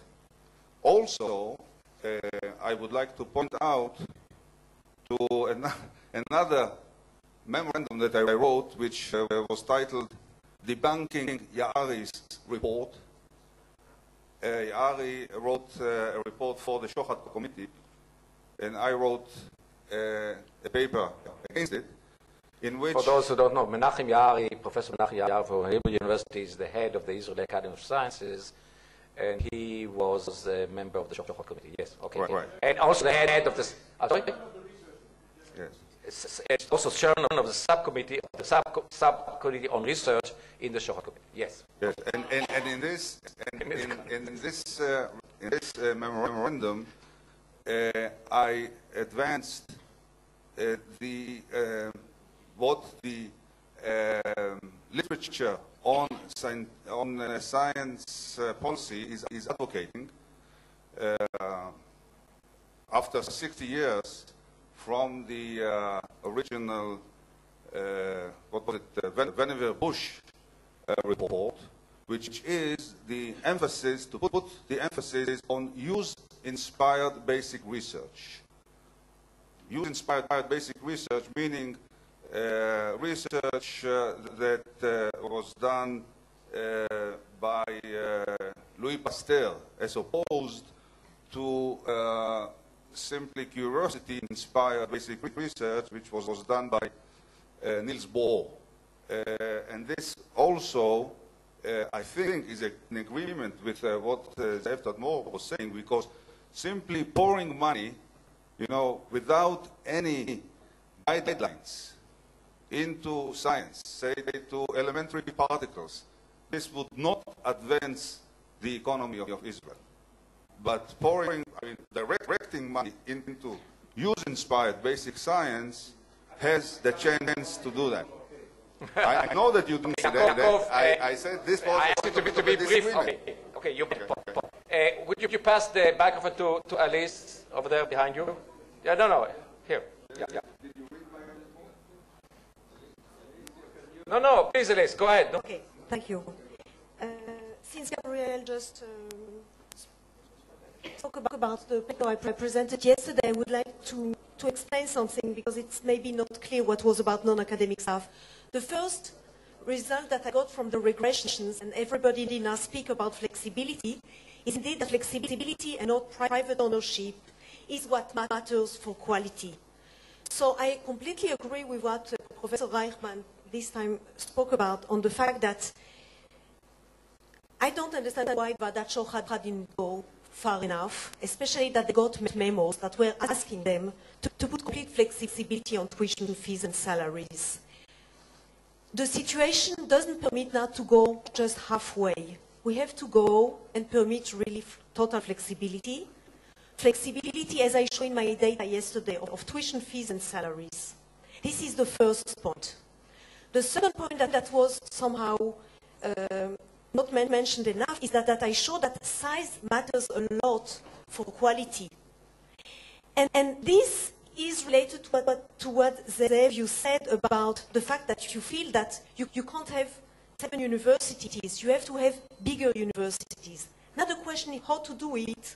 My research cannot show it, but you went to speak about competition. And my question is, why shouldn't we go also about cooperation? MIT is joining forces now today with Harvard on many of the fields and not competition. They are joining forces with China. Why don't we have here more cooperation between universities and universities from Israel with universities overseas? It's sure that we have too many of them because, as I showed it yesterday, size matters and we are too small. But maybe we should think finding a way of more cooperation. Okay, Zehev, this is the private conversation. I'm sorry. And now I completely agree with you. Elise? That's my last remark about what you said about the model of funding. I completely agree. Okay, Hanoch, could you pass it over here, please, down here? I think that one of a very clever, as always, observations was made by Sheldon Rothblatt, who told us that 12 years ago, such a debate could not have taken place. And since then, there has been gradual and relatively rapid change. 12 years ago, I was the president of the Hebrew University. You do not know what it took internally, the internal debates, in order to establish just that executive training program which you today mentioned. Just as maybe 25 years ago, if you read Derek Box's book, Beyond the Ivory Tower, about the internal bitter debates within Harvard, whether it is at all appropriate within a university culture to benefit commercially from the intellectual property generated by biological research. Now, all these debates are gone, have been decided one way. Nobody questions those things. You do not know, for example, or people do not know, that in those days there was a big debate at the Hebrew University. The legal program in the Honor College started as a kind of income-generating extension of the law school at the Hebrew University, a little bit at farm lengths. We did it as part of this general philosophy that certain deregulation process has to begin. And this has been going on. Now, where we are today, we are not at crossroads. But since Tzvi is a physicist, I am also a physicist. So let me also use a metaphor from physics. When you heat water, the temperature increases until you reach a boiling point. And then there is a certain, I feel that we are reaching, okay, I feel that we are at this very accelerated stage of change, maybe reaching the kind of boiling point where all these confrontations, the strike, are a necessary part of this dynamics. And I feel that within this process, the kind of agreements, consensus, statements that were made by Uriel Reichman, by Zehev, by Bashaar committee, the kind of things may play a role in order to emerge from this as a cohesive one system of higher education with a lot of diversity and flexibility. Thank you. Thank you. Now, I would just, Nadav, I'll ask you, maybe I see that Tzvi asked for to talk, so if any of the other, any other panelists would like to say things. So Nadav Liron, Professor Nadav Liron, I'll give you the honor and the duty to close this conference. Please.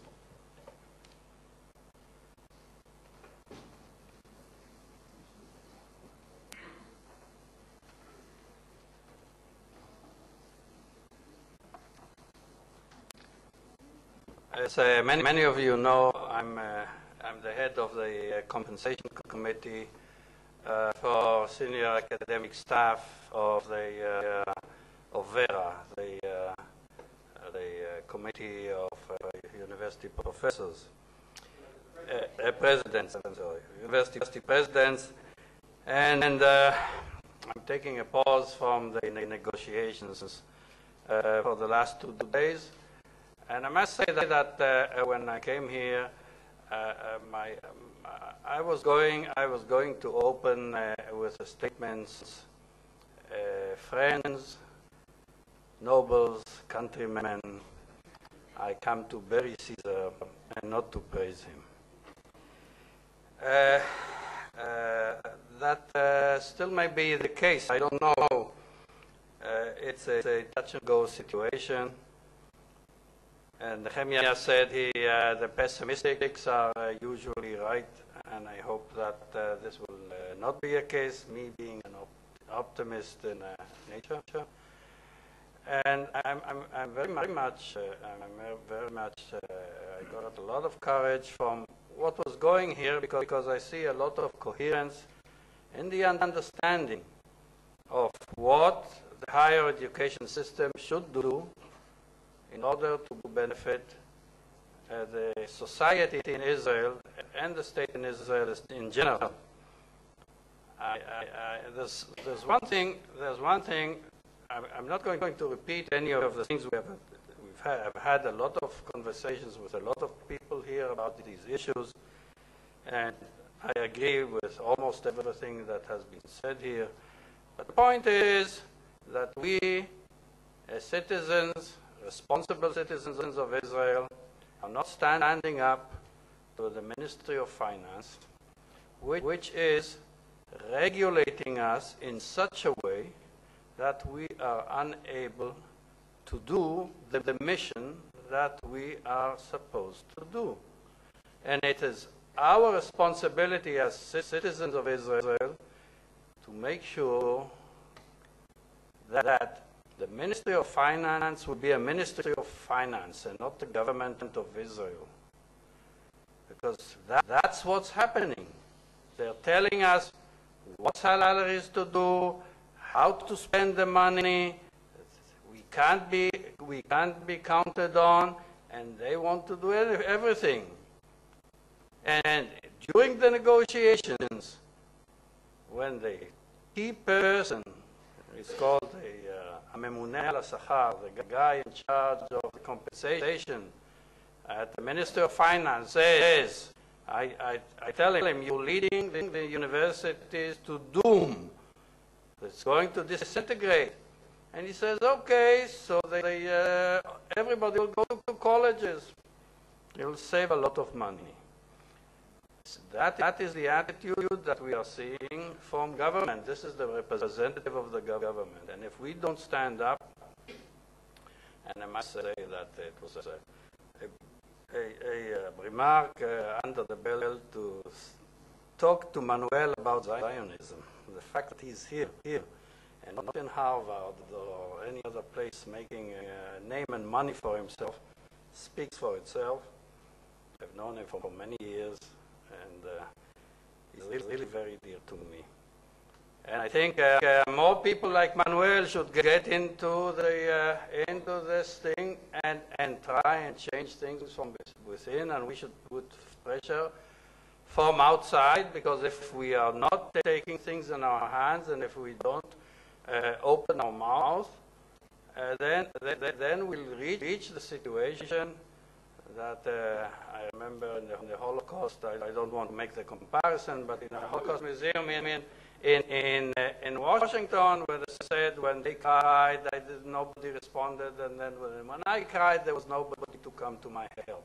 That's not an exact quote, but that's the gist of it. We have to stand up for the better of the society, and higher education is an essential function of the Israeli society, and the coherence and the future of the society and the state of Israel, which is one. And I thank everybody for coming. We've put a lot of effort, like I said in the opening, in making this conference worthwhile. And I hope if you come out with more friends than enemies, at the end of the day, it was worth our while. Thank you.